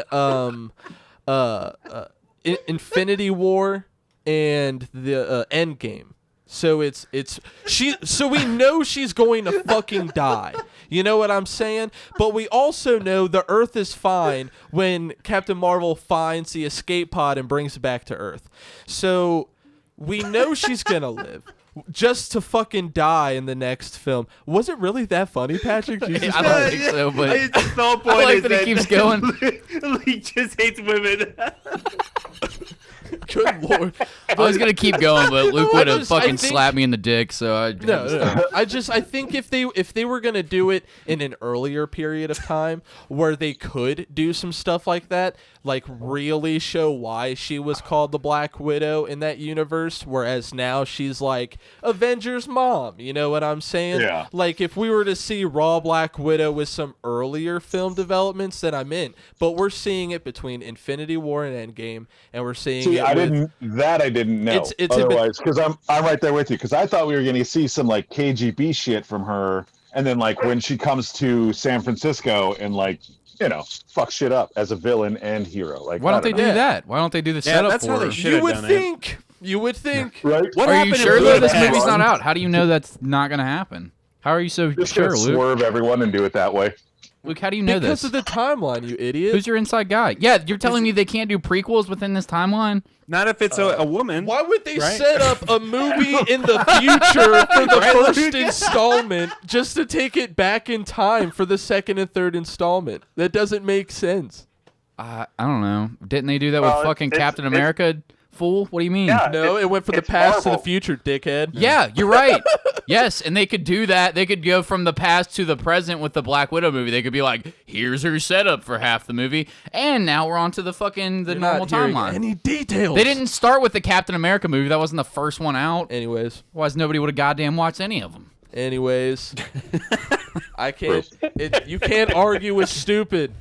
No, you're the one being dumb because I gave you an example of the where they did that, and No, you're they saying didn't. they can't possibly I'm do that. saying that they're starting this movie between her death, between Infinity War and Endgame. So I don't know she's enough going, about this to I argue. know exactly. You're so fucking stupid. Why would you even argue this? You don't know the material. My grandpa's upstairs watching Fox News, I don't figuring care. out how he's I going to hope- vote for I Trump hope next time. I hope You're your interrupting old that for grandpa him. knows how fucking stupid his grandson is. Oh, Give him a little pat on the head, Luke. give a stroke his back. No, Stroke his come on, back a Luke. little he bit. doesn't deserve it. Cody will stroke your back, I bet. Give him an Eskimo kiss. Just a little nose to nose. Butterfly I mean, it's kisses probably a for the horrible both of idea you. right now, so don't do that. But, But- maybe butterfly kisses on the cheek with your eyelashes. What if we go in for it and I just stab him with the brim of my hat, just right in his eyes? I don't think the Eskimo kiss if would they work did at the all. first movie with her, like I said, doing shit years and years ago, same with the second one before the start of the Avengers in the second one, and then this third one being where it is now between her death of Infinity War and Endgame, where she's like wrapping some shit that's been going on for years up before her death, then I'd be down. But that's not what's happening. Dude, I will say, I don't understand. I don't get it. I'm still fucking stoked for this movie. I love Taskmaster. I think he's a badass villain. Yeah, I'm I really do. excited to see what they do with him because he should be part of like the later on like MCU kind of shit. Damn it. But I think when they did Infinity War and Endgame, I mean, Civil War was a fucking amazing movie. But I mean, it didn't tap on everything I'm sure that's in the comics. But in like Infinity War and Endgame and shit, I mean, I haven't had an experience like that in a movie theater like ever. I don't think. Maybe like Star Wars or something way back in the day. Infinity But, War was like, great. It just when like certain characters got killed off and shit, I'll be like, oh my god, like what the fuck? Like everyone was dead silent at the end of that film. You know, And then once like fucking Endgame came out, like everyone was losing their minds. You know, you can't really get a good movie experience like that unless it's one of these movies, and everybody's just fucking stoked on it. You know. I You know wanted what's to. funny about that? Speaking about that, at the end when you said everybody was dead, when that movie was over, everybody stood up and they were like, "Oh fuck!" yeah. And I stood up and I said, "Well, what are you all crying about?" I said, "I had to wait 3 fucking years to see what happened to Han Solo. You only got to wait till March." Right. I love that. I was gonna say also to bring this to you guys. How old are you guys? You're in your 40s, right? Late 30s, 40s, something like that. Yeah. Okay, Yeah. great. So, whatever it is, you guys have like a 15-year jump on the majority of us, and or somewhere around there. And so you come from a different nerd generation. Like our nerd generation is now it's all accepted to be a fucking nerd, a dweeb, Probably or think we're whatever. posers. Like I grew up It with a is bunch now. of people that were cool with it. Like when I was growing I up. didn't. Well, yeah, but you grew up around fucking trash, and you went to some fucking trash high school. Like that's not your fault. Like if you, I Where'd don't you guys know. go to high It's not your school? fault. It existed. Slammed. Though. It did Where'd you exist guys go where to high school? I went to Coleraine High School, and then I went to an art high school in Hamilton Right on. called I went to Options. Coleraine. I went to You did? Elder. Everybody hates on it. I went to Coleraine. Yeah. Well, it's such Yeah. a big high school. There's just a lot of like acceptance amongst like if you find certain crowds, like you'll find people that are into I found people that were into anime and comic books and fucking like all the dweeb shit that I was into, weird genres of metal that nobody else listened to except for the fucking Slayer. dweebs like me. Yeah. Not Slayer, you fuck. I'm talking like Gorgoroth and fucking Behemoth and shit like that. You're I making guess names it's up. more accepted now. Like Godsmack. Yeah, dude. Yeah, like fucking Godsmack. No, but Bug Cherry. I feel like, and because there's like Bug this big cherry. acceptance of all this now, yeah, and fucking Bug Cherry, yeah, dude, and cars, Cody loves Bug the Cherry. cars, dude. No, but they, where am I going with this? I don't know. You just ramble. No, I'm not just rambling. You motherfuckers just interrupt fucking me go with and like go and Bug go. Cherry and shit like You- that, and I have an you idea were that I'm trying to asking get how to. much different. You were asking how much different it was Thank when you, we Rodney. were in high school, as opposed to when you guys were in high school. Sounds like you already have an answer. Um, Go for when- it. For lest I get interrupted 8 times by me- Pat and Luke.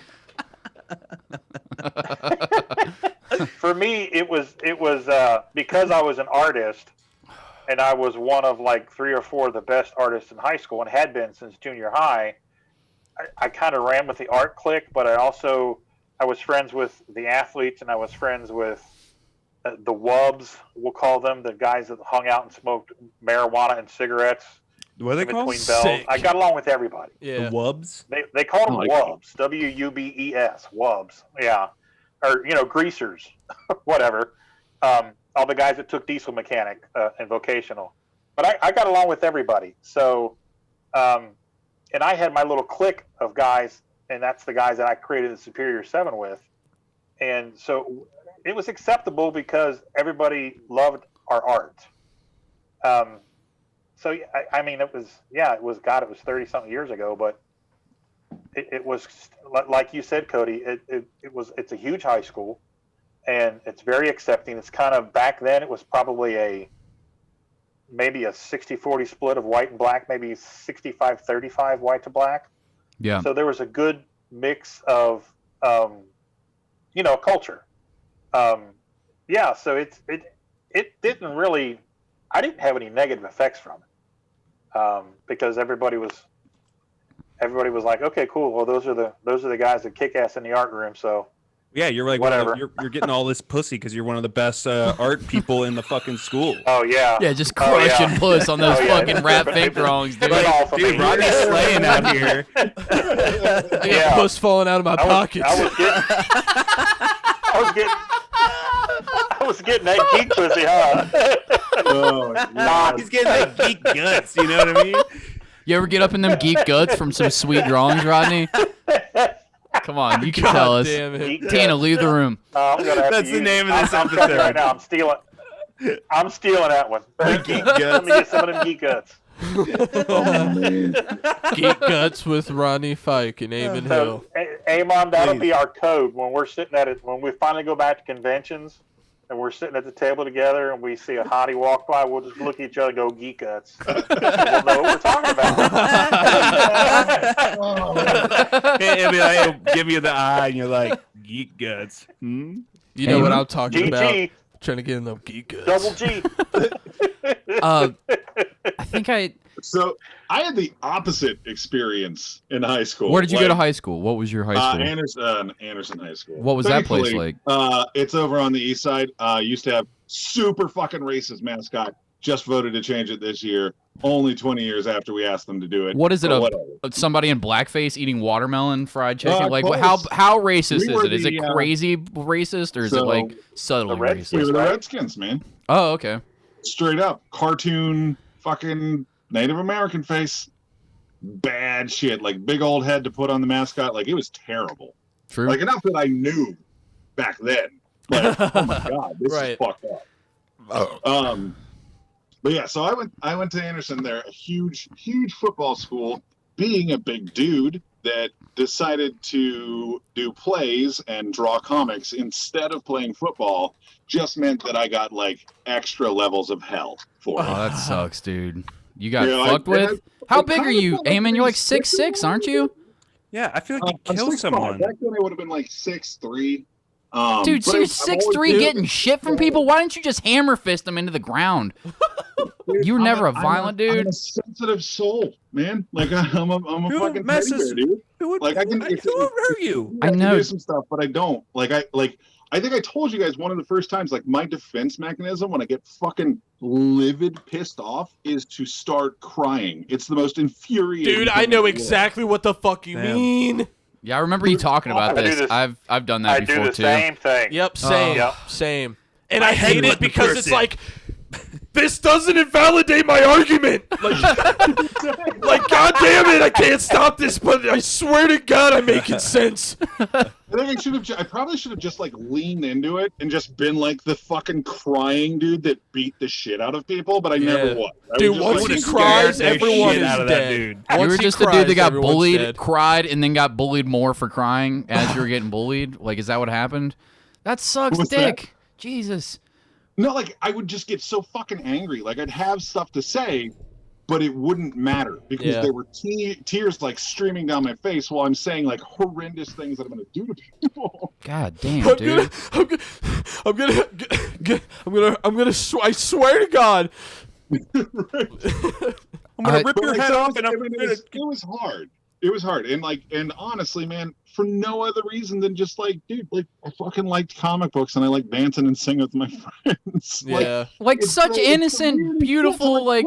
Why are you on the field, nerd? Like if you were a fucking, if they put your soul into an animal or an insect or whatever, it'd be like a little butterfly, like a happy little butterfly with fucking nice blue wings and shit, and then just some dick wants to just stomp you into the ground for not. Cody, you got to remember, there's goblins out there that just want to kill butterflies like Eamon. Yeah. It's true, that man. Sucks. And what we have to do is look out for those goblins and kill them. Well, as that kid, though, this is kind of more what I was gearing towards. How do you feel about the acceptance of it now? Do you feel like, no, you got to fucking earn it? Or are you just like, whatever, man? Like, No, I'm like, just so, happy like, for people. Are we posers? Man, fucking comics can be so toxic. Yeah, look at Luke. That's a goddamn fact. He's like a radioactive bucket of comic book knowledge. And you have to fight it. You have to fight against those initial instincts because, when it was starting to be like fully accepted, I was kind of like, I had a little bit of like, well, no, motherfucker, like I got hell for this shit. Like this means some shit to me. Yep. But then you also have to realize like it's a very good thing that there's not some fucking chubby little kid that just wants to read fucking Daredevil or Spider-Man who's getting his fucking face shoved in the dirt. Like it's accepted now, and that's rad. Yeah, that is a very good point. Yeah, you could relate with those people that would be bullies, because maybe that the person benefiting it. Look at it as you having allowed the acceptance of this culture to move forward, so that the younger version of yourself that is existing out there now doesn't have to deal with this shit, and that's kind of fucking great. Do you see you sound exactly like my brother, because when this shit was popping off with the Marvel movies, I was the gatekeeper. I was like gatekeeper, commander, squadron leader. You know what I'm saying? Like, keeper of the like gate. I'm like, no, that's not how Iron Man looks, and that's not how he. This is not what. That's not Jarvis. Jarvis was a real person, and like, dude, I was getting so fucking mad. Like whenever they did the smallest injustice, or like, you're still like that. Don't act like you're not still like that. I am still like that. You're like, still this guy. You just did it about Black Widow. I don't fucking arms folded energy the whole time. Like I don't even want a Black Widow movie. They're gonna fucking do it wrong. They all do it. How they're gonna do it? You dick. They are doing it. No. So I will say, like, that side of me is still there. Yeah. But the fan knowledge test thing is gone. Like I don't even fucking care. You don't have to prove how much of a fan you are. If you like comics, you like comics. Yeah. You may like some shit that I think is dumb as hell, but fine, that's for you. It's not for me. It's a realization that I had to come to with like professional wrestling as well, because I see some shit and I'm like, this is the dumbest shit in the world. And I'm like, well, you know what? That's not for you. That is for an 8-year-old child. Yeah, so, dude. Fucking just enjoy that. Yeah, you're like, right. Well, it's not for you. Different flavor. I don't like all the fucking flavors of ice cream. I'm not going to eat cotton candy or bubble gum, but I know I just had someone hang out with me that was like, hey, did they have cotton candy ice cream up at UDF? And I'm like, yeah. I mean, I can get that for you. Oh, shit. Like, it's not for me. You brought up wrestling, and now my brain's going all fucking sidetrack sideways. Did you have any more to add to that before I fucking like completely? No, I was just going off about Yeah, dude. letting people enjoy their shit. 100%. I know you're a big wrestling guy. Rodney, are you a wrestling dude at all? Like, was that ever your thing? I was for many years, and I got out of it for a while, but I got back into it, and I actually did a webcomic called Hard and Soft Taco, and it's about two Mexican wrestlers on the junior circuit, and they travel all these little cities and do all these horrible shows. Couple of lucha libres, dude. Fuck yeah. Yeah, and they're trying to make it to the bigs, and I did it for, let's see, there was 164 episodes, so there are 164 strips. Holy shit. And yeah, we took it down a couple years ago, and we're probably going to compile it into a trade at some point. Awesome. Yeah. You should definitely do that. I want to do a pinup. I was asking though if you guys are on this wrestling shit, because I had talked about this a couple episodes back, and I don't think we had a guest, or if we did, they weren't connected to wrestling at all, never gave a fuck about it. But you two, as like fans of this shit, did either of you get a chance to watch even a preview of that fucking Trump, or I call him Trump Taker now because I saw Anthony Tank Mansfield post about him being Trump Taker, the Undertaker, and his fucking Undertaker documentary that they're putting out where they're ruining my fucking childhood with it. Have you guys seen this? I didn't, and I haven't watched it. I have not. Man, it's also the same reason that I want to watch it. It's going to be like, because when he was because I watched him do an interview about this, and he's like, I just want to, like, I need to go out on top before it's too late, before I can't have a good match. And I respect that. You're like 15 years too late, dude. Like, it's over. Yeah, like, you can't. This documentary can only end in heartbreak. 100%. I do know the match. Like, I watched the match that he is calling his last match, which is not. He'll be back when they offer him millions of dollars again. And he's like 68. He's gonna Ric Flair it, blow all his money, all that CTE. He's making terrible money making decisions because he can't think straight from getting fucking bashed in the head by the side of the fucking side of the steel chair for the last 25 years. So he's like, yeah, fucking drag my bones back out there, and I'm back out of retirement for 3 weeks until I can pay the mortgage back off. Well, and like one of the big things is like, because Vince McMahon has no moral code. Yeah, dude, scum. 0%. He's taking all this like Saudi prince money, and like wrestlers are making like lifetime career amounts of money for one match now. They have to go to the Middle East, but like they like got Shawn Michaels, who was supposed to be the only guy that has ever like truly retired. They got him to come back because they're like, well, what about if we gave you $20 million for one more match? Fuck, dude. How do you say no? You're like, all right, I guess I'll sacrifice my body. 20 fucking million to come out for one more match. 15 to 20 minutes of your time. You are making $1 million a minute. Twist my fucking arm, okay? Yeah, right, dude. I could have been the wrestler. I could have been the wrestler everyone thinks about when they think about wrestling, and I could like leave on top, and they would be like, "Hey, you want to come back for 20 million, and you're gonna get your shit kicked in?" Deal, like without question. And then I'm done after that. Sometimes it's like royalties though that might make them come back too. I was reading, this is a little off topic, but I was reading earlier that I know no one watches this show, but Friends, they were making like $1 million an episode, and after the show was done, each member's making $20 million a year. Still, because of the reruns. How do you fucking imagine like just like $58,000 a month? Well, fucking crazy. Yeah. What the fuck? I see what you're saying. I'd love to get to it, but Eamon was getting to something with the Undertaker thing. On. He was tying all this back into the talking about Undertaker. Eamon? Oh yeah. So like, so I watched what he is considering his final match, but I guarantee you, I would put money on it that is not the last time you see the Undertaker wrestle. So, dude, how much you want to bet on that? I'm with you on that.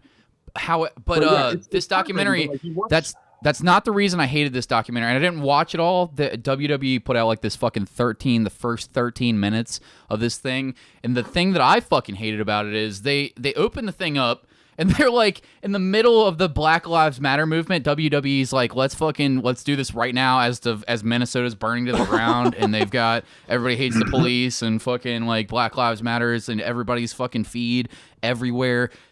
The opening scene is Undertaker sitting there with a fucking like, it's like a Blue Lives Matter hat or whatever with a thin blue line through the state of Texas and some fucking like Trump 2020 t-shirt or whatever it is. And I'm like, what are they doing? I love The Undertaker. Why are they ruining him by showing me who he really is? Just lie to me some more. You've been doing it for like 30 fucking years. Why can't you just lie to me more about who he is? Just fucking pretend like he's the undead fucking Undertaker guy. Lish is here. What's up? For everybody that doesn't know, Lish writes a lot of shit on Pigbone Comics. She's Eamon's wife. We gotta get to Rodney here in a moment. Happy to have you back, Lish. What's up? What's happening, man? I just got in from work. Oh, fuck yeah. We're talking about how lame that Undertaker documentary is. Yeah, she heard us talking about The Undertaker. Yeah, I kind of had to stop at that. But also, since we're on the topic of wrestling, I don't know why anyone wouldn't like Dwayne "The Rock" Johnson. Oh yeah, I like him. I like him. I don't care what he's in. Luke's such a Luke's fucking always hater, got though. some. This is the Luke has a- but toxic He's a fucking comic hater. book nerd energy that we were talking about earlier. Go ahead, Luke. He made a hard left after the Tooth Fairy movie for me.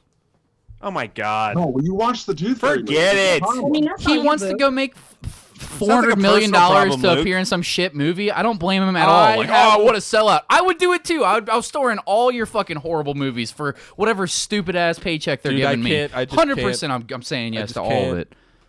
Ah, fuck! I would have. Fuck You're off, mad Luke. at the dude for making some money. You're No, a fucking I'm mad at ridiculous. the You dude wish for you were the making Tooth Fairy. shit quality movies, Cody. He's not making it. He didn't direct it. He didn't write it. He didn't fucking do anything. He was just like, oh, how much are you gonna pay me? Fuck yeah, I'll be in your awful movie. Yeah, I know Rodney. it's terrible, but Fox is ponying up Nah, the money dude, for that it. dude is on You're his mad Instagram. at him for that? That dude's on his Instagram every day talking to Children. his camera. Rocky is an angel. While Lish is still here, What's happening? I'm sorry. What's she saying? Here, I want to hear Rodney.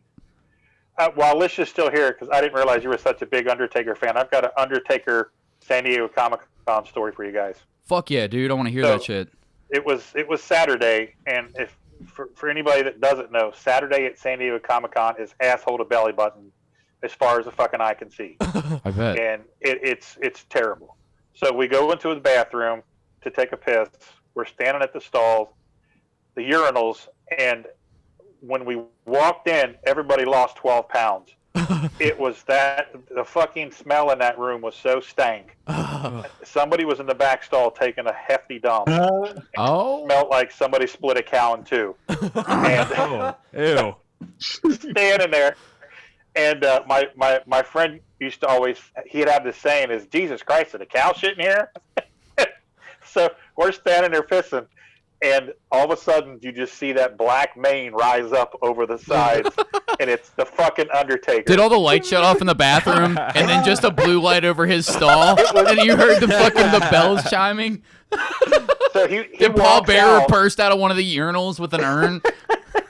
Yeah, he walks out, and he walks and he just casually looks at us all, and he goes, "That's an undersizer, or that's an Undertaker size shit in there, boys." And he walks out. I like He that. walks out and doesn't wash his hands. Yes! And A psychopath. Of course when we he does. get He's gonna go greet When a we get- million fans at the San Diego Comic-Con with a fucking. He smells like he just took a barnyard-sized dump in the urinal in the fucking stall, and he doesn't wash his hands. That's a psychopath move. wait, Keep but going. wait, it gets better. It gets better. So about 20 minutes later, we make it over to the WWF table at the time, and he was sitting there signing glossies or whatever it was, and Without a pen, just- just with his finger. I leaned in. Yeah, just and with there the was a shit from guy underneath there. his nail. It was so funny because I just leaned in, and I told the guy, I said, "Don't shake his hand. He just took a monster shit 15 minutes ago and didn't wash his hands." I gotta stop he it. shot me a look, and the guy was like pulling his hand back, like, "Are you fucking with me?" That's Understand story. amazing. Oh my god! And I would have as hell. shook it. I would have been like, I had I don't give a Undertaker fuck. shit smeared on my hand once upon a time. Dude, You got a bunch of convention stories, don't you? yeah, dude, I Oh, wanted yeah. to get into this too. I wanted to eventually Yeah. get there, but I guess Pat's running out of time. Pat, how long do you got? Yeah, I got a half hour. Okay, great. Do you guys have a half an hour in you? At most. We'll try Yeah, to make yeah, that's cool. That'll work. I gotta get up at 5. I gotta work in the morning, so that'll work. We'll end with Fine. this. Okay, We'll let's end go with this. convention stories for the last Okay. 30 minutes or whatever. So I've got so many. You guys ask a question, and I'll see if I can fill a story. Eamon will be better at this. Eamon, you lead this charge because you know it. He's your buddy, so you already know where to take this. All right, so Rodney, how about okay? So we're going 90s conventions. Let's talk about how Rockstar, the dudes from Image, were at the time. I don't think they realize Todd McFarlane and Greg Capullo and fucking. that stuff was Todd and Rob and Jim and both Jims and Eric. Talk about being at conventions with those dudes. As far as Rockstar stories or crazy stuff like that. I know there's probably a couple that you can think of. Well, there- stories of their parties and stuff. A couple real quick.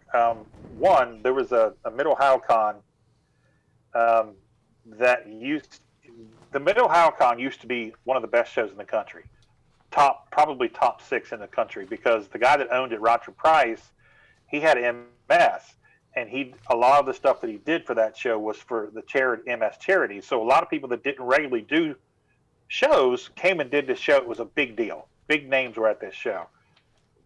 When Image popped off, they had so many people there that they couldn't accommodate them, so they went and got one of those big fucking white tents. And hang on, my phone's dying. I got to plug it in. So it was this big tent, and when I say big, I'm talking like the size of a ballroom. Oh wow! And everybody called it the Tent of the Messiahs because it was just packed in like sardines, and they were all there. And it was so funny because a year before, well, I've say this story. We went to New York City in 1990 when we were. It was a recon mission because we were getting ready to do our book, and then we went back in '92. In 1990, I bought original artwork from Larry Stroman, who did Tribes with Image. Mm-hmm. And when I bought those pages in '90 from him, they were $20 a piece. And he did me 2 full-body sketches for $20 a piece. What the fuck, for real? Super cheap. Yeah. Holy shit, dude. 2 years later, he was charging $400 a page. Wow. Yeah. And that was just Tribes. I mean, that was low tier Image. Yeah. Low tier, but they made him and Larry Johnson he was a comic book store owner in Detroit. And we got to be really good friends with him because for whatever reason, we ended up tabling next to them at several shows. And everybody was always asking him, "Where's issue 2 at? Where's issue 2 at?" And Larry just looked at me one time. And he's like, "We're too busy partying, man. We've been down in the Caribbean, kicking it on the beach with our wives. We need to really get on issue 2, while the getting's good, or we're gonna miss that wave." And ultimately, that's what happened because I think issue 2 was a year late, and then when issue 3 came out, nobody gave a fuck. Damn. But the Tent of Messiahs, I remember that. Rise and fall. Yeah, Jesus. yeah, absolutely. I remember the San Diego. We were in San Diego in 97, 98, 99. So that was kind of right as the big bubble was bursting. But I just remember Chicago Comic-Con, before Wizard bought it, was the place to be. There was a sports bar on the second floor called Knuckles Sports Bar. And every night, Thursday night, Friday night, Saturday night, you're going to Knuckles when the show's over. You're going to go across the street to Giordano's, and you're going to get pizza, and then you're going to be up at Knuckles by 9 o'clock, and you're going to be there till 4 o'clock in the morning. And everybody, Buzz, he works with Neil Adams. He was working for Marvel at the time. He's working on X-Force or X Factor. He replaced Larry Stroman when Larry Stroman went and did Tribes. Buzz jumped on X Factor. He would run the pool table. He was from Brooklyn, and he was a pool shark, and he ran that table. Nobody could beat Buzz at the pool table. And then Billy Tucci would come. Bernie Wrightson. Bernie Wrightson was a hell of a pool player. So we would just sit there, and we had drinks with Brent Spiner, John Schneider. I sat and had a conversation with what's his nuts, Rudy. He was just in Stranger Things. Sean Astin. Oh yeah. Oh wow. Yeah, somebody was giving him shit because he signed a 3-movie deal to do Lord of the Rings, and everybody thought it was going to be a flop. And he was like, he says, everybody's giving me shit for doing this. He says, but, and everybody gives me shit for doing Rudy. He says, but, I've got guaranteed work for 9 years, 3 years a movie. He says, I don't care what anybody says about me. He says, dude, I'm fucking Rudy. And I'm this, and I'm the Goonies, and he's like, so I said, life is gravy up to this point, huh? He goes, yeah, everything I do now from this point on is gravy. and Yeah, man. just conversations like that with big people. That's fucking You know, insane. because- Right before they went to go do something legendary, that they were just like, nobody knew it was going to be yeah. what it was. Nobody knew it was going to be this fucking like. That just blows my fucking mind even more. Crazy. Because this dude Sean Heston's just like living comfortably off the money that he made in his childhood. You know what I'm saying? And he's like, everything from here is just for funsies. And then he makes easily one of the 3 greatest trilogies ever. Like, holy And then he's fuck. on Stranger Things and a bunch of other shit now. Yeah. And the cool thing about it is, for me, because I never gave a shit about autographs. Yeah. The cool thing about it for me was I just wanted to have a beer with Data from Star Trek, or Bo Duke from the Dukes of Hazzards, or, Sean Astin. I didn't give a shit who they were. I wanted to watch Bernie and Buzz shoot pool till 3:30 in the morning, drunk off their fucking asses, could barely stand. That's the shit that I'll never forget. Going to parties and having Steven Tyler walk past you and say, like your hair, because I used to have really long hair, and I had the sides of my head shaved, and I would wear it pulled back in a ponytail. And he walked past and just very nonchalantly says, "I like the hair, dude." I was like, Is that Steven Steven fucking Tyler? just said he likes my hair? What? so yeah. I wonder if I just, follow him into the bathroom if he'll share his cocaine with me. Yeah, there you go. There you go. So that's what my drug addict brain thinks. Keep going. Yeah, like Yeah, that's it. it's just- When people talk about image, I don't think they understand that. And like that's the thing. It's like, what was it? Rob Liefeld paid Stephen Platt 40 grand. 45,000. Yeah, an issue. What? An issue. Damn. What? Holy fucking Yeah, he was shit. working on Moon Knight at the time, It's like what I make For a Marvel. year, dog. and he was blowing it up. He was blowing Moon Knight up, and Rob called him and said, "Hey, come out to San Diego. I'll pay you $45,000 an issue to do profit." Now, there's a YouTube channel called Comics Kayfabe, and these guys just interviewed Rob it's from June 1st, and I listened to it. It's 2 hours. It's almost 3 hours long, and that motherfucker is infectious. He is just so in love with what he does Yeah. and talking about it. And he tells you everything, man. He can tell you how much he paid who, and he was talking. He bought a fucking house, a second house, for all of the guys that he hired to go live at. Holy shit. So they didn't have to work. He'd move them all out. Like Chap Yap, he's seen his shit, and he looked at his buddy, and he says, "Hire him. Fly him out here." 3 days later, he was living in San Diego working for Extreme Studios. He did That's that all the time. incredible. Is that Yeah. Are those years in the 90s, is that like the golden age for independent comics, like before they turn into That no, for me, I think. Well, for independent there are comimes, I mean, not For like independent, well, there are underground comics, then there are independent comics. right. I think in the mid to late '80s, the independent comics, you got the Turtles, you got Badger, Cerebus, the Elementals, just a ton of really quality independent books, which those spurred ElfQuest, those spurred McFarlane and all of those guys to do that, to break free, because those guys were making legitimate livings with their own intellectual properties. Mm-hmm. But yeah, you got to go to, it's called Comics Kayfabe, and go to I'm the checking June it 1st out. interview. Yeah, it's awesome. They interviewed, there's an Eric Larson one, there's a Jim Valentino one, and there's others, but I've watched the Valentino one, the Larson one, and the Rob Liefeld one. But it's just a wealth of knowledge, and it's so cool for me because I live this shit. I remember all that stuff. Yeah, I thought that was like so funny because it was like the rumor was that Liefeld had given Stephen Platt a car, and Liefeld was like, "No, I paid the motherfucker $45,000 in issues. That's why he came out. That's why he left." They asked him that question. He said, "I paid him $45,000. What he did with that, I can't tell you." Yeah, he said, because I'm not a car guy. I was never into cars. I was into comics, and I was gonna spend whatever I had to spend to put together the team that I wanted to put together. And guys, he bought a fucking house for all these guys to live in. That's incredible. Crazy. That's crazy amount of cash. That's fucking insane to me. I still gotta watch I gotta watch this Todd McFarlane documentary that came out on Sci-Fi. Have you guys peeped this thing? Oh yet? yeah. No. Yeah, I've seen it.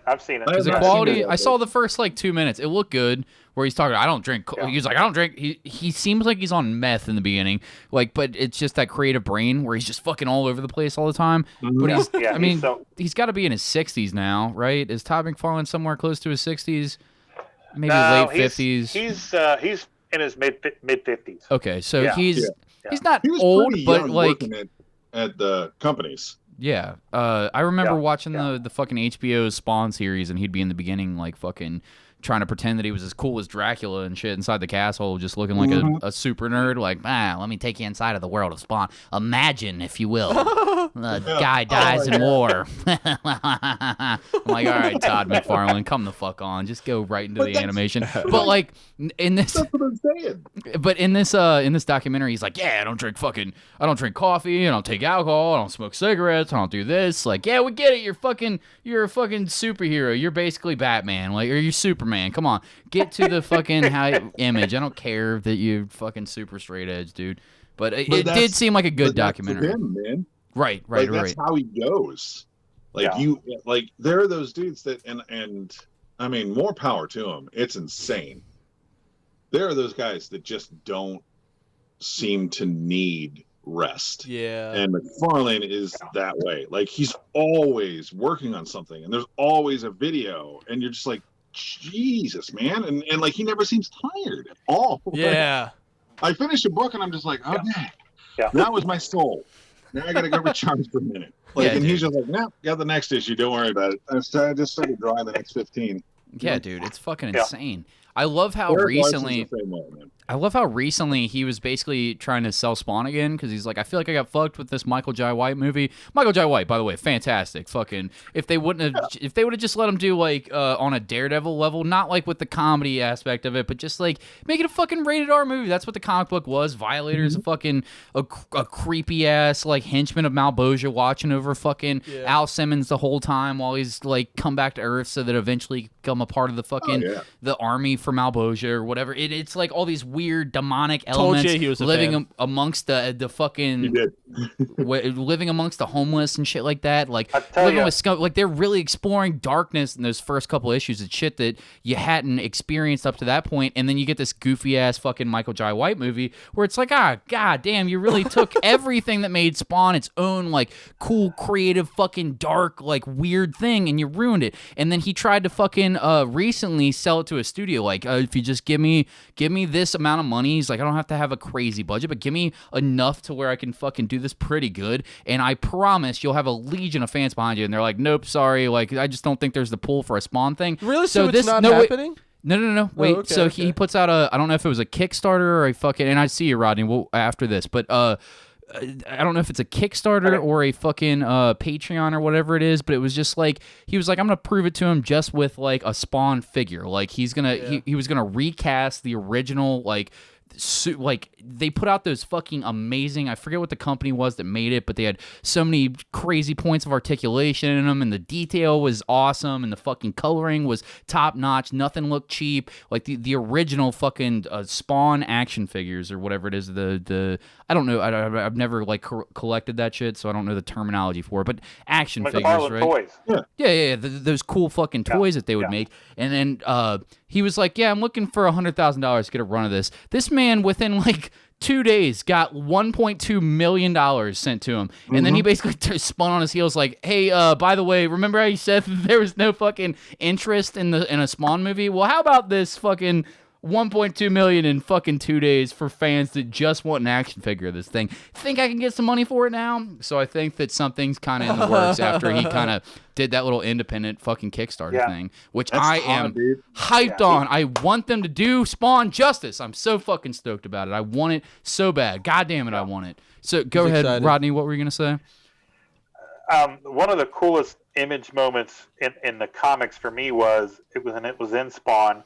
I don't remember what issue it was, but when you opened up the first page, it was that beautiful shot of Spawn perched on a church steeple. Yep. And his cape was flowing everywhere, and there's just one word balloon. It says shit. I think it's 3 or 4, but yeah. Hold on, let me see if I can find this. That you never got that in a comic before, in a mainstream comic. So to get that, and we always we wanted to do that in the Superior 7, and we're like, we're not going to adhere to the comic authority code. But to see that in Spawn was just so fucking cool. Yeah, he cussed. Yeah, right. Yeah, dude. There were so many things that he did, and Todd, and this is the thing that I love about the action figure story is like every interview that I've ever seen with Todd McFarlane, he says one thing, and that is never tell me that I can't do something. Yeah, because he'll fucking rub in your face how well he does it better than you'll ever be able to do it ever. Like, that just motivates the man. I love that it's constant. They're like, no, that's not a thing. You can't make us fun. And he's like, oh, I can't. Okay, watch me. Fuck you. Like, here we go. Yeah, and Rob Liefeld's the same way. Mm-hmm. Tell him he can't do something that drives him. Except for the feet thing. Oh yeah. I'm sorry. I'm listening to you guys, but I'm also trying to find this thing. So much shit over my years of fandom because of the anatomy of his figures. But here's the thing: having watched interview after interview with Rob Liefeld, I would 100% get along with that dude. Like, he's a solidly awesome human being, from what I've seen. We for sure be friends personally, but just the way that he talks, the joy that he has for the comics, you can't deny that he loves this craft. Like, you cannot. And it's just one of those things. Like, interesting, man. Cool stuff. So, thank you for coming on, guys. Seriously, you guys have been wonderful. Eamon, it's always Eamon or Eamon. It is always a pleasure to have you on. Say it like that, Pat. It was Eamon. Come on, dog. Eamon. Were you even listening this entire time? Oh, for sure. But you did our intro. I'd love to hear an outro from you. You're gonna make him do our podcast for him? You can't do the outro. We've got to read Rodney should do it. We got to do the reads. What are you talking about? We can't have them. Ad reads to take care of. Yeah, dude. Well, I'm talking about for yourself. What do you mean? Oh, yeah. Hey, Rodney, where can the people find you, man? They can find me on the Art of Rodney Fyke on Facebook, Rodney_Fyke on Instagram, Rodney Fyke Art at Twitch, and Hazzum.com. And the Kickstarter is currently live. Go to Kickstarter and search Roadkill Rampage and check it out and help us get more money. Support that shit. Throw some money at him. You'll get an shit, enamel pen out of it and a sweet fucking comic book that's written by somebody that actually has purpose in his writing. Is drawing from a well of. That. You're gonna get PDFs of other comics. You're gonna get prints, postcards, bumper stickers, coasters, hot dogs, all kind of shit. I'm really stupid for not fucking reading this thing, because now that you mention it, I was like, oh yeah, I do remember this in a chat. But I'm like a fucking 70-year-old man with my phone. I'm like, piece of shit. He's stupid. I don't look at it for a week. Just for that. Okay. Cody, read it, and then just shoot me a PM and let me know what you think. I definitely will. I'm sorry for not doing my due diligence. I appreciate you taking your time to come on here. I feel like a real piece of shit. No, it's okay. We appreciate you guys having us on, man. It's a lot of fun. Anytime. I want to say this. I feel like I should be saying this more to our bigger guests that our cooler friends bring in. Like Eamon and Mansfield. I just want to say, like, it's awesome talking to you and getting your guys' like perspective on comics and like the makings of it and what goes on at the conventions and your stories with the big guys. Like, all that stuff is like, shit that weekly readers that me and my brother think about. You know what I'm saying? Just thank you for this whole episode. I love that there's a creative, like-minded community out there that I wouldn't have even known about if I hadn't had a couple cool friends introduce me to people like you guys. Like, fucking love talking to you every time, Eamon. Hope to get to talk to you more, Rodney. Love to have you back if you want to come. Absolutely. Yeah, I'd love to come back. Really? Just let me know. Yeah, just let us know whenever you got something to promote. We're happy to help you out. It's all about fucking love and support on this thing. Yeah. I mean, we tell a lot of dick jokes and hateful shit, but, it's all about really fucking loving everybody and supporting everybody as much as possible. Yeah, if another issue comes Nice. out for any of your guys' projects at any point, dude, shoot us a message. We'll plug it. We'll blow something up about it for sure. Yeah. It'll happen. Awesome. Sounds great. You Thanks, handed guys. me this issue. This is issue 2 right here. Oh, it's in the social works. media? Eamon, where can they find you? Where can the people go and locate you? Where can they get a tattoo from you, big guy? At Eamon Hill Tattoos, I am now tattooing at Flying Tiger in Pleasant Ridge, and at Pigbone Comics, both on Instagram. I'm finally more active again on my tattoo shit too, so I'm posting up new stuff there. And then please, man, we love making comics, but we do have to be able to like print them and stuff. So check us out on Kickstarter. Give us a hey. You know, everything is appreciated. Don't feel like there's ever an amount too small. Yeah, but we do have some bad stuff up there. Even 4 quarters. Yeah. Well, yeah. What Give him a measly dollar. Give penny? him something. If you don't want to give any money, share it. You know, sharing is a huge thing for us. So it'll get it in front of eyes that might not see it otherwise. So if you don't feel like giving money, that's cool. We dig that, but share it for us. Yeah.